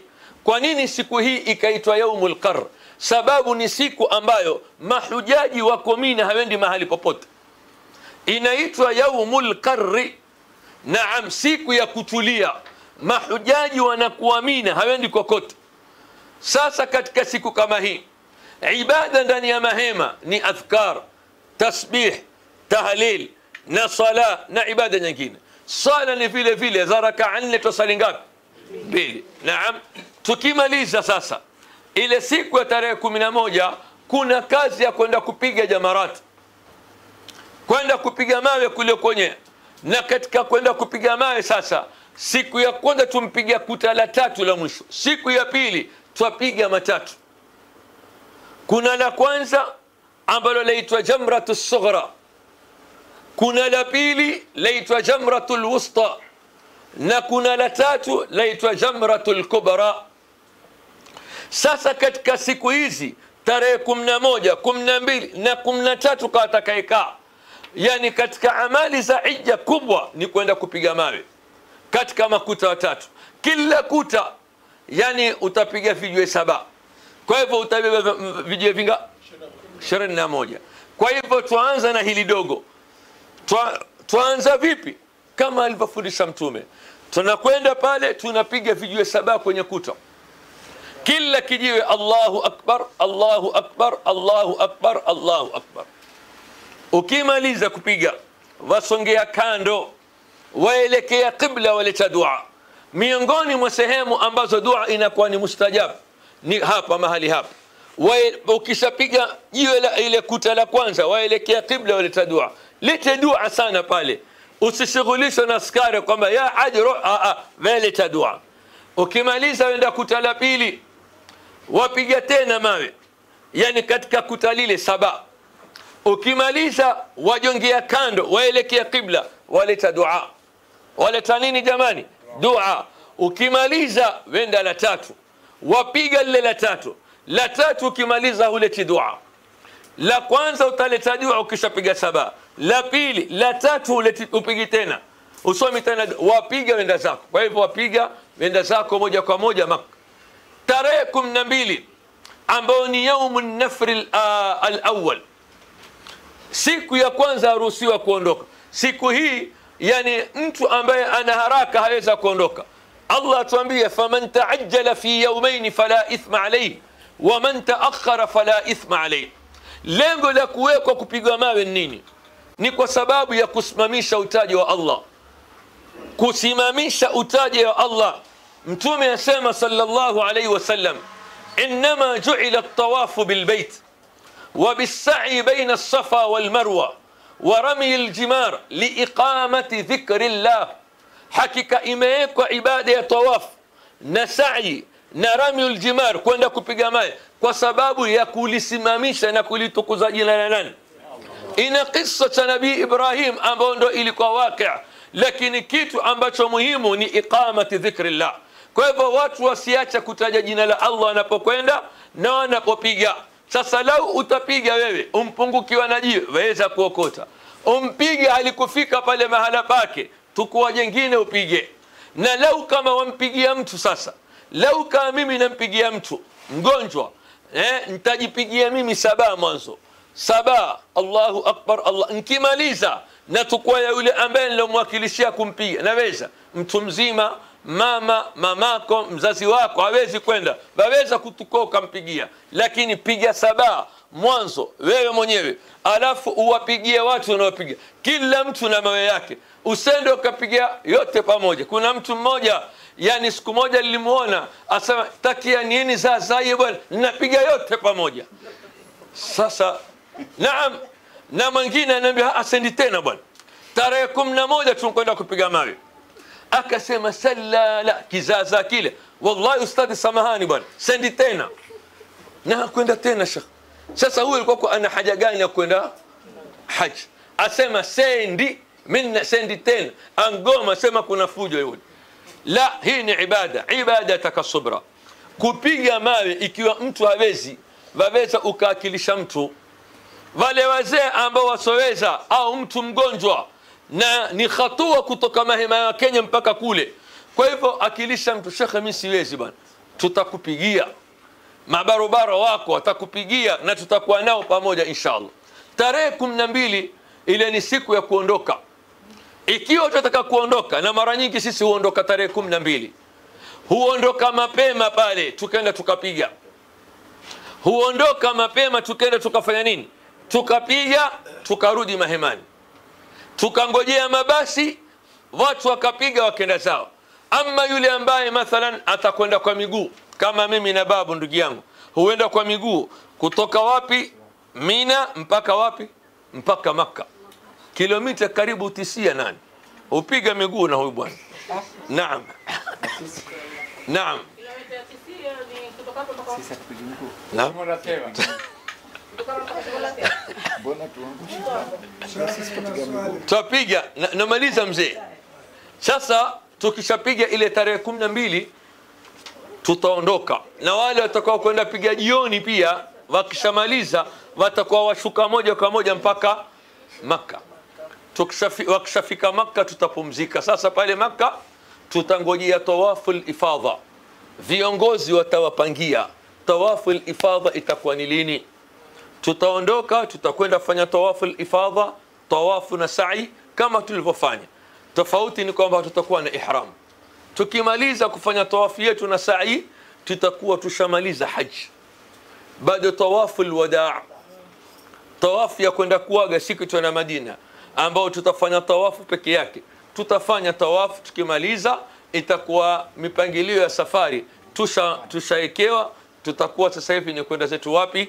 Madina. Ama suala la Jidda hapa, pengine ndugu yangu Al-Akh Haidar ameweka arrangement kama kutuwekea hoteli au nini ya kule Madina Jidda, tutuambia. Naam Sheikh. Kaleta watu mama. Kina mama anaruhusiwa kuvaa socks wakati wa tawaf haj, wanaruhusiwa kuvaa, wanavaa socks. Naam, wanavaa, wanaruhusiwa. Kisha mimi Naam. naambiwa wewe nataka haji na familia yangu iko hapo. Kisha kaniambia basi ukiingia tutale pale haram. Mshale na ile Kaaba. Naam. Watu watia dua pale. Waweza kutia dua, waweza kutia dua. Wati Allahumma anta salam wa salam. Kisha uombe istighfar maana wewe uko bila bahara. Waweza kutia dua. Nasema fanya hivyo. Uombe istighfar. Istighfar ni wakati wote. Si ndio nakwambia istighfar ni wakati wote. Huko na hapa na kule bwana, si kule. Naam. Kuombea baada ya mahrim. Naam. Anakuombea baada ya mahrim. Kwa sababu hana mahrim. Lazima muelezee, si lazima kana kumsudi. Ajua. Ngauliza Sasa. Naam. hizi dua special zake ama طيب, auliza ndugu yetu, yani ya kwamba wakati wa kupiga jamarat kuna dua special, dua yoyote, dua zozote, yani dua kujiombea wewe mwenyewe, kuwaombea wazazi wako, kuwaombea watu wako, hizi na kuna vitabu pengine tutawapa vya dua ambao utakusoma vyovyote. Naam. Naam, waweza. Maadamu uko nje ya swala. jasho lote Mungu. Naam. Waweza kuomba. Naam. طيب شا. Baada ya kufanya umra kwa niaba yako, utakuwa na time pale katikati. Je, waweza kufanya umra kwa niaba ya mtu mwingine? طيب, anauliza swala, baada ya mimi kufanya umra pale nishamaliza, hapa katikati naweza kumfanyia mtu wangu umra? Waweza. Waweza. Wote. Naam. Na kutoka hapa yani ya kwamba wenda Tan'im, wenda Masjid Aisha, wenda Tiania, warudi. Naam. Ikiwa unatoka na ihram zako, wenda mpaka pale watiania, warudi zako. Naam.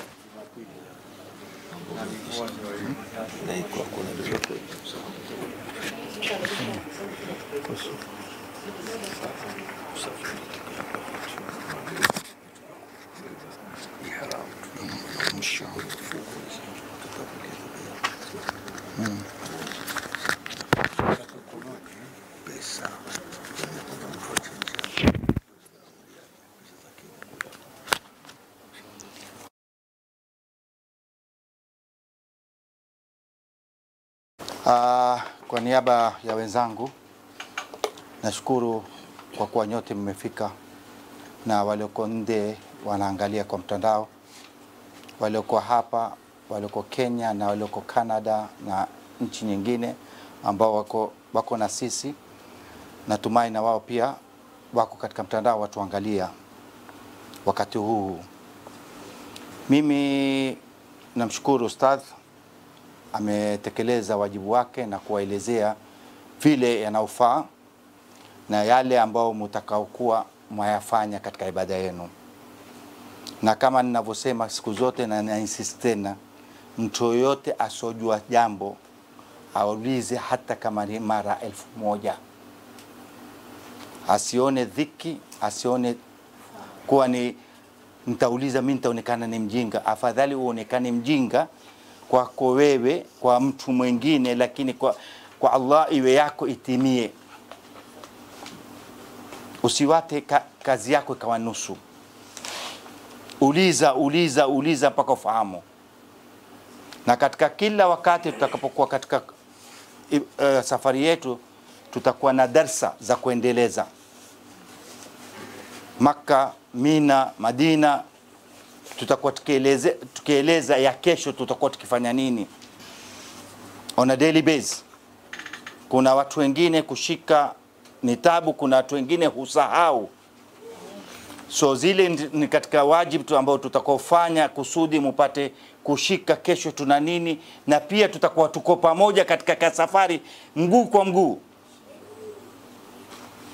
So usijikhilibu nafsi yako kwa jambo lolote.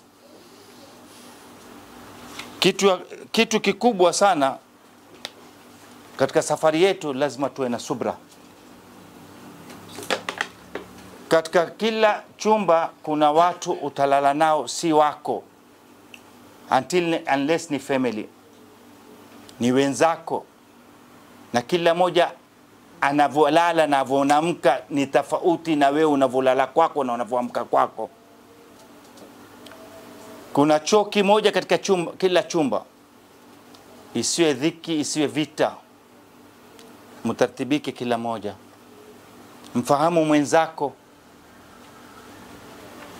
muangalie mwenzako, akiwa ana upungufu msaidie, ikiwa mgonjwa muangalie, utupe habari pale kwa pale, usiongojee, hata kama ni ndugu yako, babako,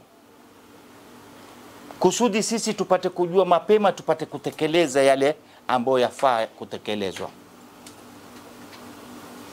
Nafikiri sote tumefahamu katika kitambo hicho ambao ni muhimu sana. Subra ni katika nguzo.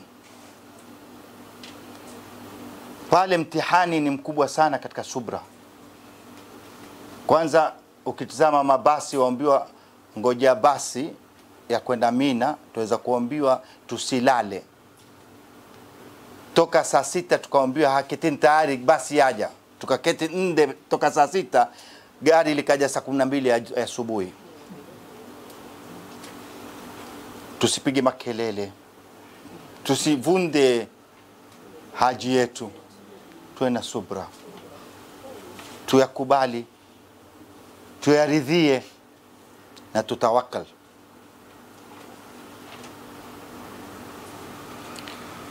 Kama mnavyojua msafara wetu itakuwa tarehe 26 inshallah wa taala.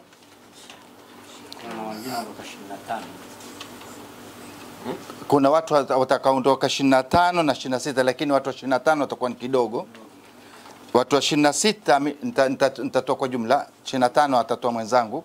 Okay, tarehe 26 sisi tutaondoka saa 12 kutoka Mombasa ya jioni kwenda Nairobi. So sisi tutataka tuweko pale kama saa 10 airport.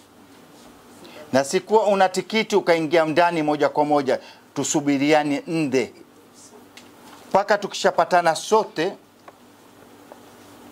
Tutaondoka kigrupu kuingia ndani kwenda kuchukua boarding pass inshallah, na tukipata boarding pass tutapata ya pale na ya Nairobi, kutoka Nairobi kabisa moja kwa moja. So tukishatoka pale lazima kila moja aweko pale saa 10 at least 9:30 au 9:30, saa 10 tuwe tushakweko pale kusudi ile time ya mtana ya jioni al-asr. Okay, al-asr tuweza kuswali pale airport, tukaelekea tutakapo 26 kesho Jumatatu mpaka Jumatatu. Sawa. So tutakapoondoka hapo tutakwenda mpaka Nairobi 1 hour. So saa 1 tutakuwa pale Nairobi. Tutakapokuwa Nairobi tutaongojea wale wenzetu walioko Nairobi, pia wako wengi walioko Nairobi. Tutakutana nao na ndio tutakapokuwa tuingia tena ndani, wao watachukua boarding pass zao pale ndani. Sisi mizigo yetu mjue, tutakapoyatia Mombasa tutapata Jeddah. Hatupati Dubai wala Nairobi, Jeddah. Lakini ihramu yako na madawa yako weka katika begi ndogo, ama mweza kuweka katika begi kama hii. Pesa bwana. na pesa zenu msizitie ndani ya mabegi. Simu pia usitie ndani ya begi. Ukitia chochote katika begi kitakwenda mpaka Jeddah. Pesa, simu muwe nazo wenyewe kwenye nafsi. Ikiwa shindwa kwa jambo lolote, tuulizeni. Ulizeni swali jua swali, na inshallah tutatimizia kwa maswali yenu. Tutakapoondoka kule Nairobi ni tutakuwa saa 4 na dakika 20 kuelekea Dubai, na pale tutaondoka sote inshallah taala. Wetu wale grupu yetu yote isipokuwa wale tarehe 25 watakuwa wanaondoka na Nairobi, na grupu yetu nyingine ambao tarehe 25 wataondoka nao Nairobi. Kuna na wengine watatoka Canada na Amerika ambao wao kaondoka kule, tutakutana nao pia Jeddah.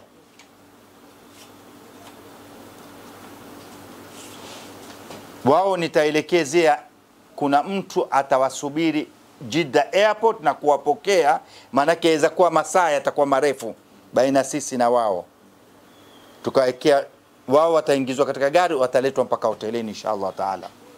Maanake kuna swali hayo yatakuja na mengine yashakuja. Wakati wa kurejea mabegi yetu yatakuwa Nairobi, kwa sababu customs haji Mombasa. Nairobi tutakuwa mabegi yetu check customs, ndio tutoke tuje na Mombasa. So kuna tofauti ya kwenda na kurejea. Istibali zenu lazima muwe nazo. Pasipoti hizi msizivue hata mkienda wapi, mkawa na chooni, mkawa na wapi, ogeni nazo, mulale nazo, mwamke nazo. Kwa sababu kuna na nyingine mutapaa kutoka Saudia, za Saudia wenyewe mtaziunganisha pamoja.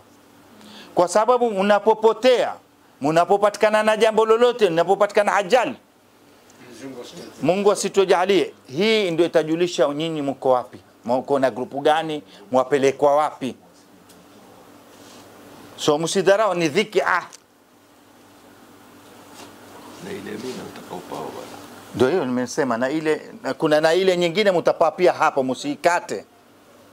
Ile itakuwa ya Mina, na pamoja na ile mtakaopa hapa Saudia ambayo itakuwa ya kuingia Mina. So tutapaa mwanzo, lakini tutakuwa twazivaa. So hakuna kitu tusikate ukasema ya nini bwana. Iko ya kuvaa pia tapawa. Kila moja tapanda na basi. Tukishafika Jeddah ndani ya basi tutapawa. So kwa sana nini tuwe makini na safari. Kila saa mwangalie mwenzako kwa begani. Kuna watu wengine safari ndio mara ya kwanza kusafiri nje ya Kenya. Munapokuwa katika safari, mwenzako ataka kuingia chooni, ataka kwenda ana haja, utamwangalia na umwambie wenzako, sisi twenda pale, namsaidia mwenzangu. Msimwate mwenzenu kwa peke yake. Mjue sasa nyinyi ni family ya Al-Burak Haji na Umrah. So lazima tuwe kitu kimoja, wahtasibu bihablillahi jami'an. Tuungamaneni na tushikamaneni.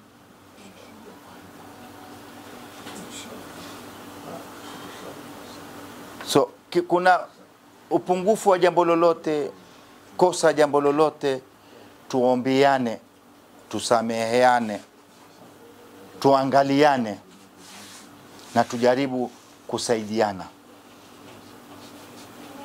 Tusaidiane, kwa sababu kila unapofanya kusaidia ni ajira, hukosi kitu kwa Allah subhanahu wa ta'ala, unajiongezea katika ajira zenu. So msipoteze nafasi.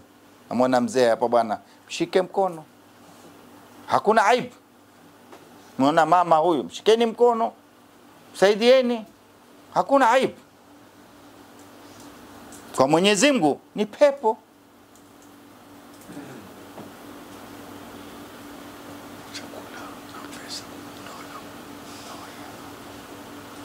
Katika chakula tumefanya arrangements ambapo tulisema chakula kitakuwa vyakula viwili kwa siku. Tumepata nafasi inshallah, Mwenyezi Mungu atatujalia, tuko katika nia ya kufanya 3 meals inshallah taala, na chakula kitakuwa sio 27, kitaanza tarehe 28, kwa sababu wale ambao washughulika mambo ya chakula wanasema mpaka mnapokuja, kwa sababu hawajui ndege itakuwa vipi na vyakula kupika ni hasara. Tukishaingia watupangie siku ya pili ya chakula. So kuanzia tarehe 28 tutakuwa na chakula. 27 tutajiangalia vile takavyoiweza inshallah taala. Madina labda tutafanya vile vile mbili inshallah taala, tutaangalia. Lakini majamani, pasipoti, yellow fever book, ile mustabali ndio hapa, pamoja na tikiti zenu na visa muwe nazo, kwa sababu mtaulizwa hapa kabla mjenda popote, visa yenu iko wapi, kitabu chenu kiko wapi. Ambao hana, kama alivyosema ndugu yetu al-akh Alamin Ganzel, atuelezee tujue namna kusaidiana.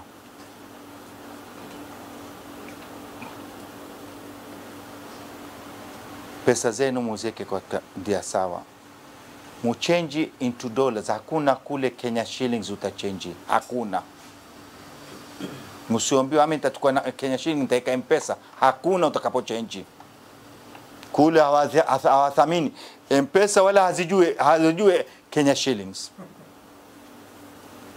Mwaweza kufanya dollars, mkafanya kidogo riali ya kuanzia, just in case at the airport wapi kununua sim card kidogo, au dola pale airport mweza kuchange zile dola. Kuna ndia mbili mweza kufanya.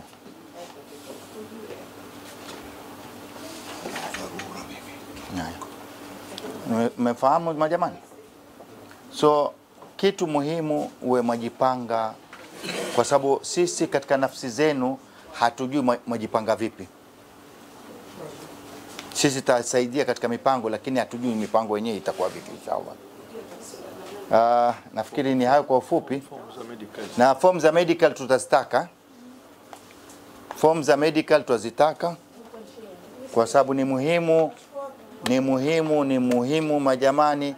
Ikitokezea jambo lolote tunazo hapo, tutahapa kama ambao hana, lakini tumetia katika mtandao, kwa sababu ukipatikana katika ugonjwa hatutaki trial and error. Tutajaribu hili kwanza, tutajaribu lile lililoandikwa katika ile fomu, una ugonjwa gani, kabla tujakimbilia jambo jingine. So hiyo ndio muhimu wa ile fomu ya medical. Nafikiri kwa machache hayo nitamwata Alamin Ganzel. Ndio. Alafu na kusafiri kule. Nitaja kuna wale wazima kama kufanya kutumia kama ni upande wa wheelchair. Manake wajua ile safari kule kuna wa wheelchair za kukodisha, mtu anaweza kukupeleka tukazungumza na wao. Kila wakati inategemea vile tunavyozungumza na wao. Watakuanzia pesa za juu sana, watakuanzia labda $100, ndio inavyokuwa, lakini tutabembelezana nao.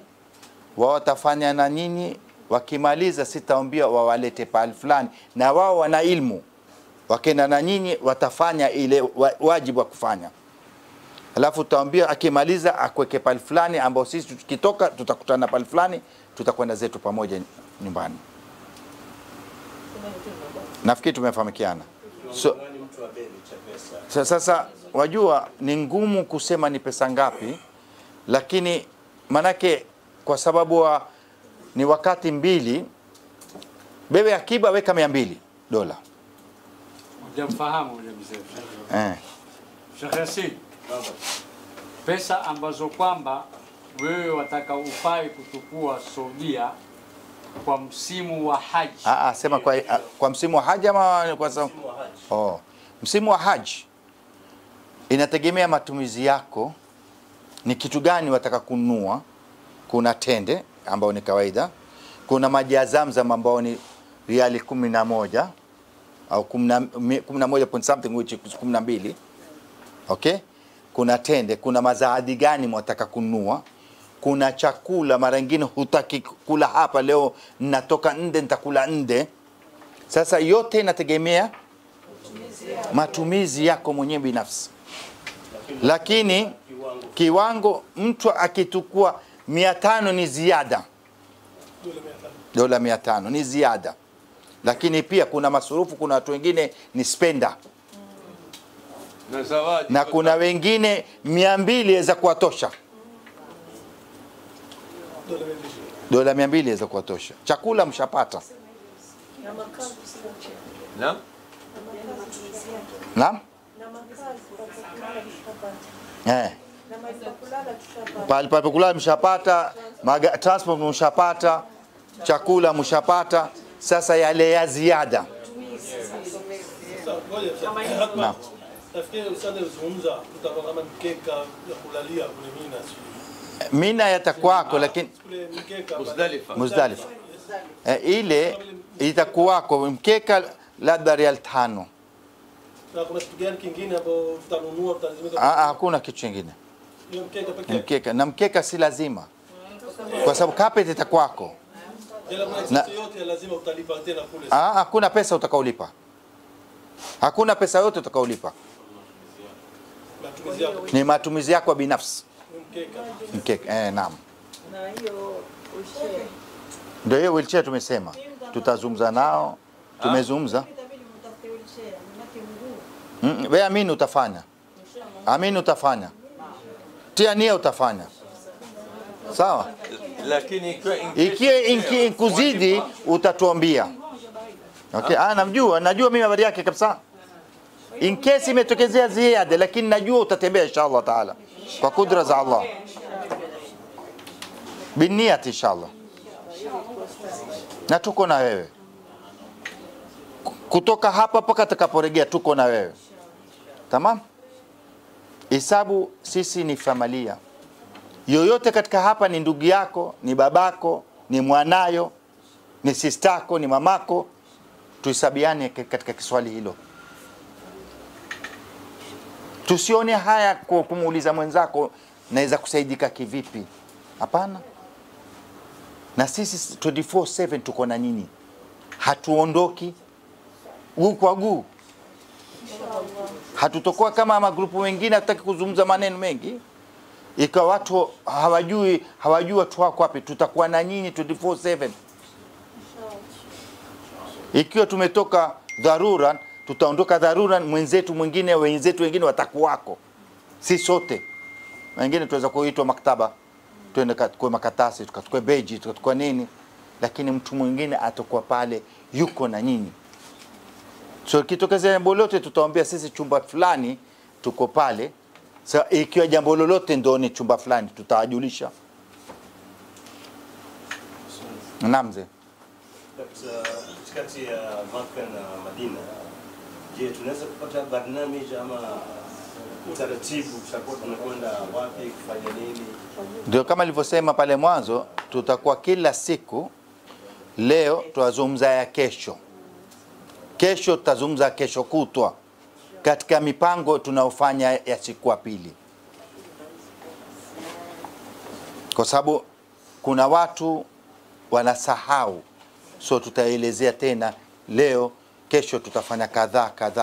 Kesho tuna safari ya kwenda Madina, tutajirekebisha saa ngapi, tutafanya yale yote inshallah taala, na Mwenyezi Mungu atatuwezesha inshallah.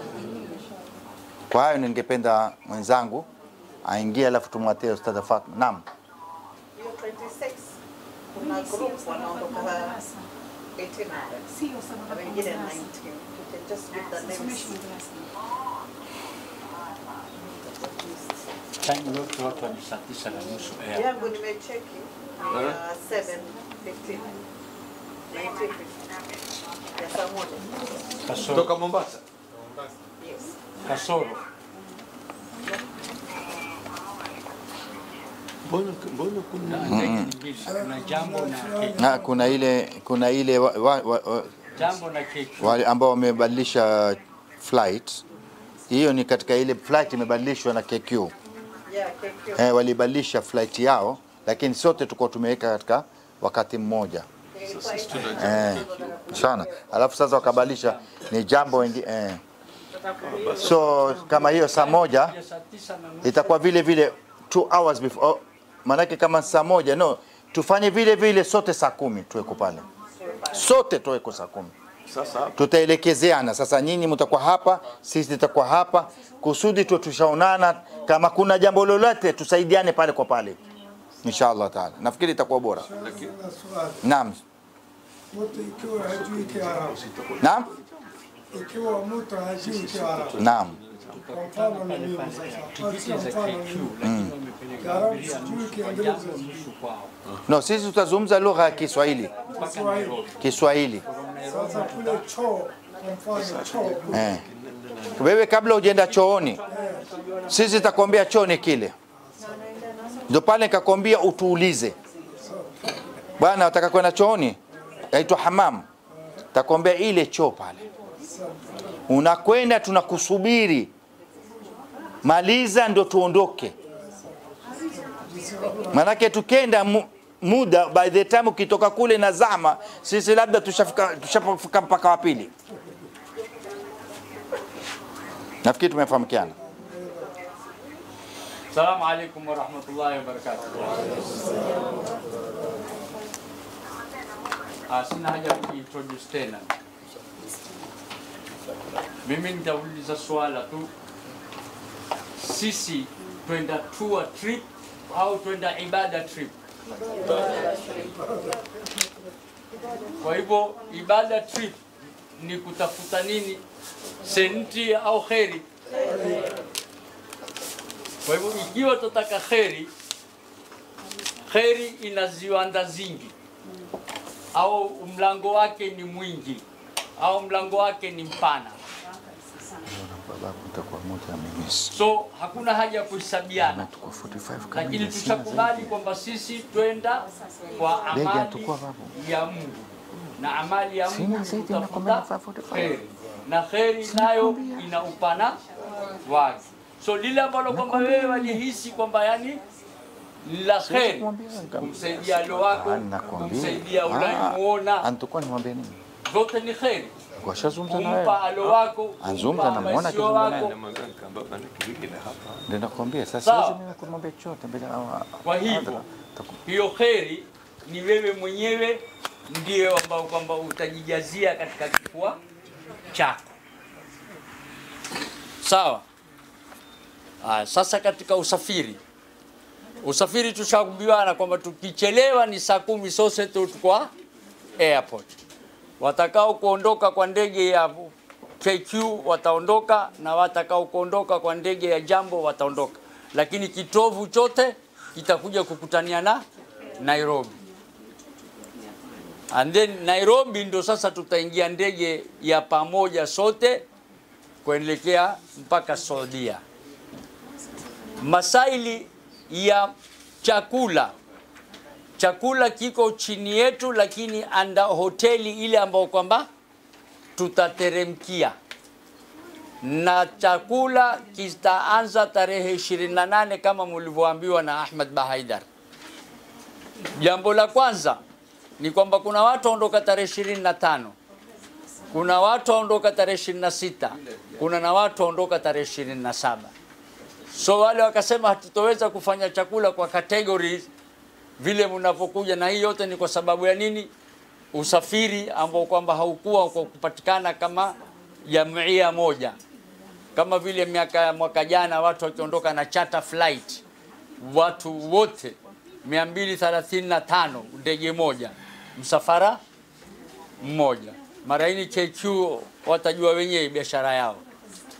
Sasa imebidi sasa tutafute ndia ambao kwamba mwisho wake tutafanyaje? Tutafika Maka kwa kutekeleza ibada. So chakula kitaanza tarehe 28 in 3 meals time: breakfast, lunch na dinner. Sheikh Yasin mzee wangu ameuliza swala kwamba how much money, pesa ni ngapi ambazo mtu afaa kutukua. Pesa ambazo zafaa kutukua ni zako wewe. Hatuwezi kujua familia yako ilivyopana kwa baraka ya Mungu. Hatujui makulizi yako wewe katika hali yako ya usafari vile ulivyo. So Waswahili wakwambia kilicho chako ni chako. Tukua dola 3,000 nzanani utatumia, utakapokumaliza kutumia si utabakia nazo wewe mwenyewe. Lakini chakula kiko juu yetu, kupendezwa nacho hatuwezi kukwambia sasa kitakupendeza hakikupendezi. Utataka kuongeza milkisheki, sisi hatutoi milkisheki, ni yako wewe. Una chai alasiri umezoea kunywa tarbushi, sisi hatumo katika mpango wa chai alasiri. Chai ni yako. So pesa zako ndio zitakazo kufanyaje? Natumai Sheikh Yasin umenipata mzee wangu. Tutafika zetu Maka sisi on 27th kwa sababu hapa tutaondoka usiku almost to midnight, tarehe itakuwa almost yapinduka. Tutakaa Maka mpaka tumalize ibada za Maka kama tulivyotangulizwa na Sheikh Yaman. Tutafanya umra, tutamaliza, tutarelax, tutangoja tarehe 8 ya Kiarabu tuende zetu Mina, tufanye amali za haji. Sasa tukiwa tumeanzia mambo ya haji, tuanzia wapi? Maka. And then tukimaliza Maka amali zake za haji, kuna break katikati yake kabla ya watu kufanya usafiri kwenda Madina. Lakini tarehe ya kuondoka kwenda Madina ni tarehe 14 Juni. Tarehe 14 Juni ndio tuondoka twenda zetu Madina. Na tutakaa Madina.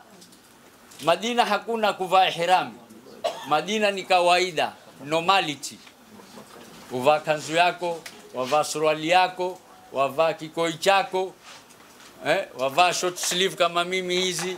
Manake ni kwenda msikitini na ziara ya Mtume sallallahu alaihi wasallam, ndilo ambalo lilioko lilifanyika. La zaidi Madina ni lile la watu kutembezwa ndani ya mji wa Madina, kuoneshwa zile athari za Kiislamu zilizoko Madina, na hizo zitafanywa zikiwa juu ya mipango yetu sisi. Na alhamdulillah kitu cha Madina ambacho kwamba ni kikubwa ni kupata kwenda kuswali Rawdha min Riyadhil Janna.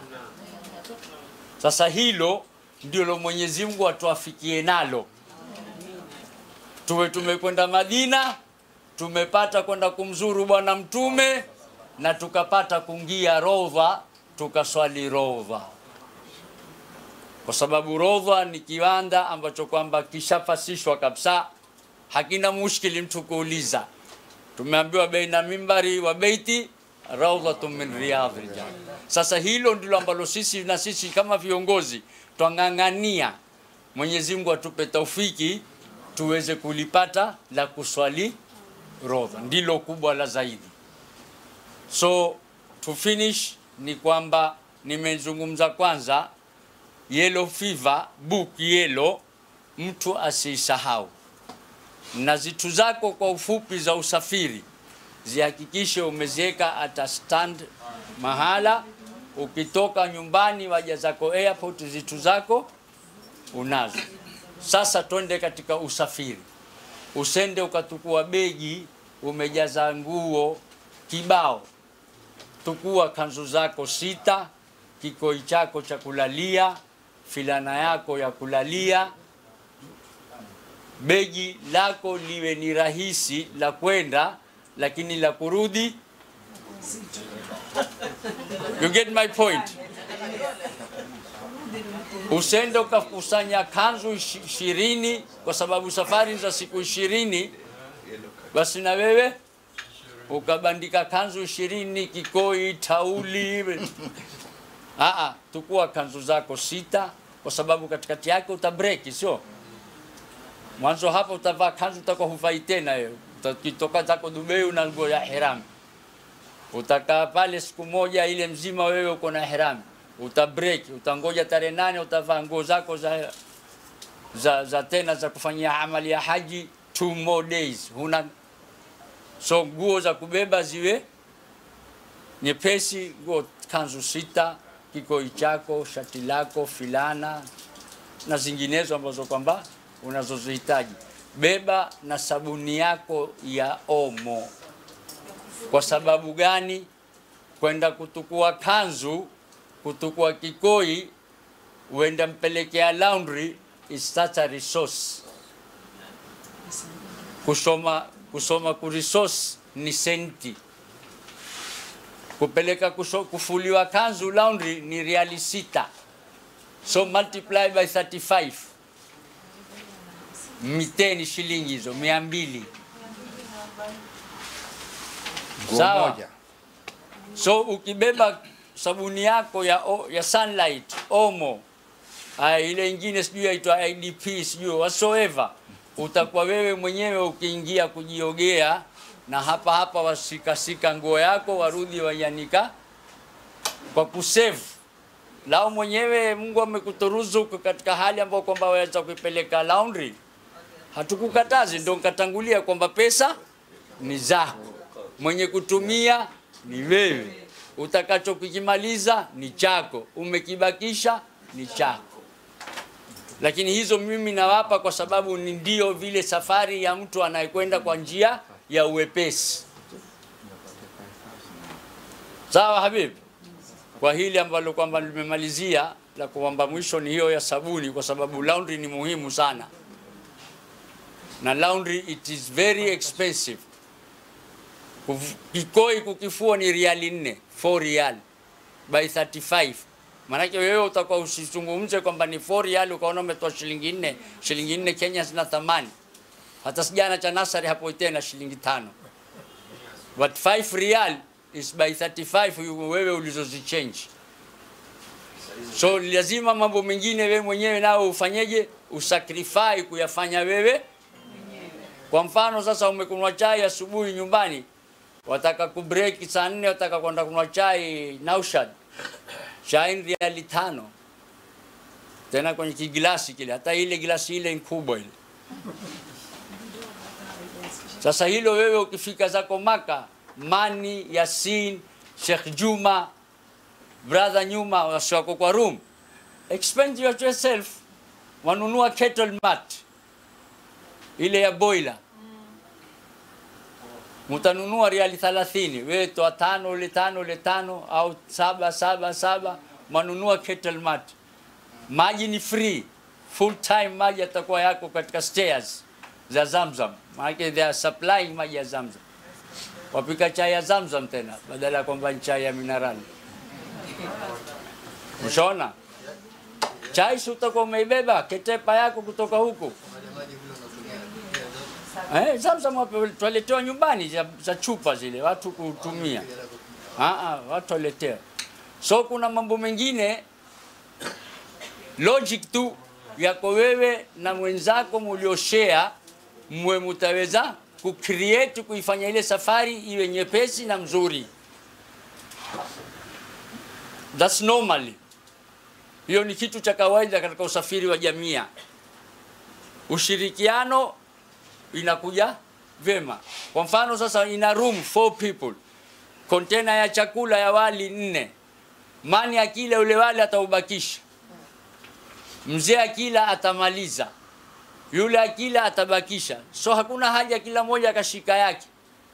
Tandika sufra, mwaga 3, moja iweke spare. Natumai si kwamba nawafundisha, lakini ni mambo ambayo kwamba yafaa yafanyi. Ideas. Thank you very much. So tafadhalini, sisi kama tulivyokubaliana katika swala lilouliza ni safari ya tour au ya ibada? Ya ibada. Kwa hivyo ibada ni kutafuta khairi.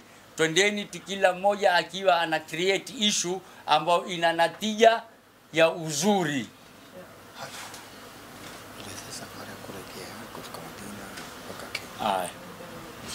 Kwa hivyo tushazungumza kwamba tarehe 14 June tunatoka zetu Maka twenda zetu na Madina Mwenyezi Mungu atuafikie kupata nini? Rawdatun min riyadhil janna. Tarehe 19 twatoka tena Madina sasa, straight to the airport Jeddah. Twaingia Jeddah jioni, magharibi sisi twapanda Jeddah airport, fanya clearance, usiku saa 4 Dubai twapumzika, alfajiri tuko zetu Kenya, Nairobi, ya kuamkia tarehe 20. Kwa hivyo inshallah 19 tukitoka zetu Saudia, usiku, alfajiri, asubuhi saa 2 sisi tuko Mombasa, Nairobi. And then Nairobi tutapanda gari, tutajentea ndege saa 5, saa 7 mtu uko zake kwake. Kwa hivyo ninaloliomba ni hilo la ushirikiano, kwamba sote twenda kwa ibada, na ibada ni kutafuta ujira, na ujira nayo ni thawabu, na thawabu ni kufanya nini? Kuitengeza pepo. Kwa hivyo ushirikiano ndio muhimu. Mabegi kutoka Saudia ni kama ilivyosema kwamba ukenda utaenda na begi nyepesi, ukirudi utarudi na begi nzito. Lakini ujipange, kwa sababu ukifika Nairobi kuna kitu kinaitwa customs. Na huko pia airport Jeddah. Kule si utatoka utapima. Ikizidi kilo. Kuzidi hatozidisha inshallah. Kilo ni kilo kurudi ni kilo 40. Sasa kurudi, Sheikh, kurudi nguo yangu niliyopesa hapa customer ataninyang'anya. Ile utakaonunua kule. Utanunua kule. Utanunua mafuta, marashi, utanunua kitambara ile ya mama, utanunua ya msichana, utanunua. Ni wewe sasa ujipange. Mobile, dhahabu, wengine wanabeba dhahabu, pengine mtu anatoka na dhahabu ya zamani hapa anaenda kubadilisha Saudia. So hayo ni ya ubinafsi, kwa sababu kile kitu ni chako, lakini ujipange kwa nidhamu zake. Umenunua dhahabu, usizitie ndani ya handbag.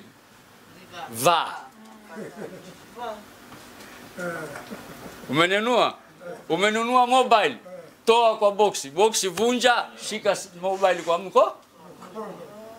Kila mmoja naye ana hikma zake, sio? Kwa hivyo inshallah Mwenyezi Mungu atuafikie. Mwenyezi Mungu atufikishe mpaka hiyo siku ya Jumapili, wale atakao kuondoka tarehe 25, na Mwenyezi Mungu na sisi watu wa tarehe 26, Mwenyezi Mungu atujalie 26.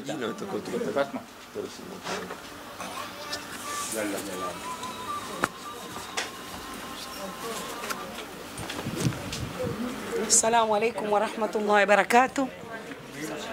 Bismillahir Rahmanir Rahim. Alhamdulillah wa kafa wa salatu ala ashraf al-anbiya al-mursalin wa ala alihi wa barik wa sallim.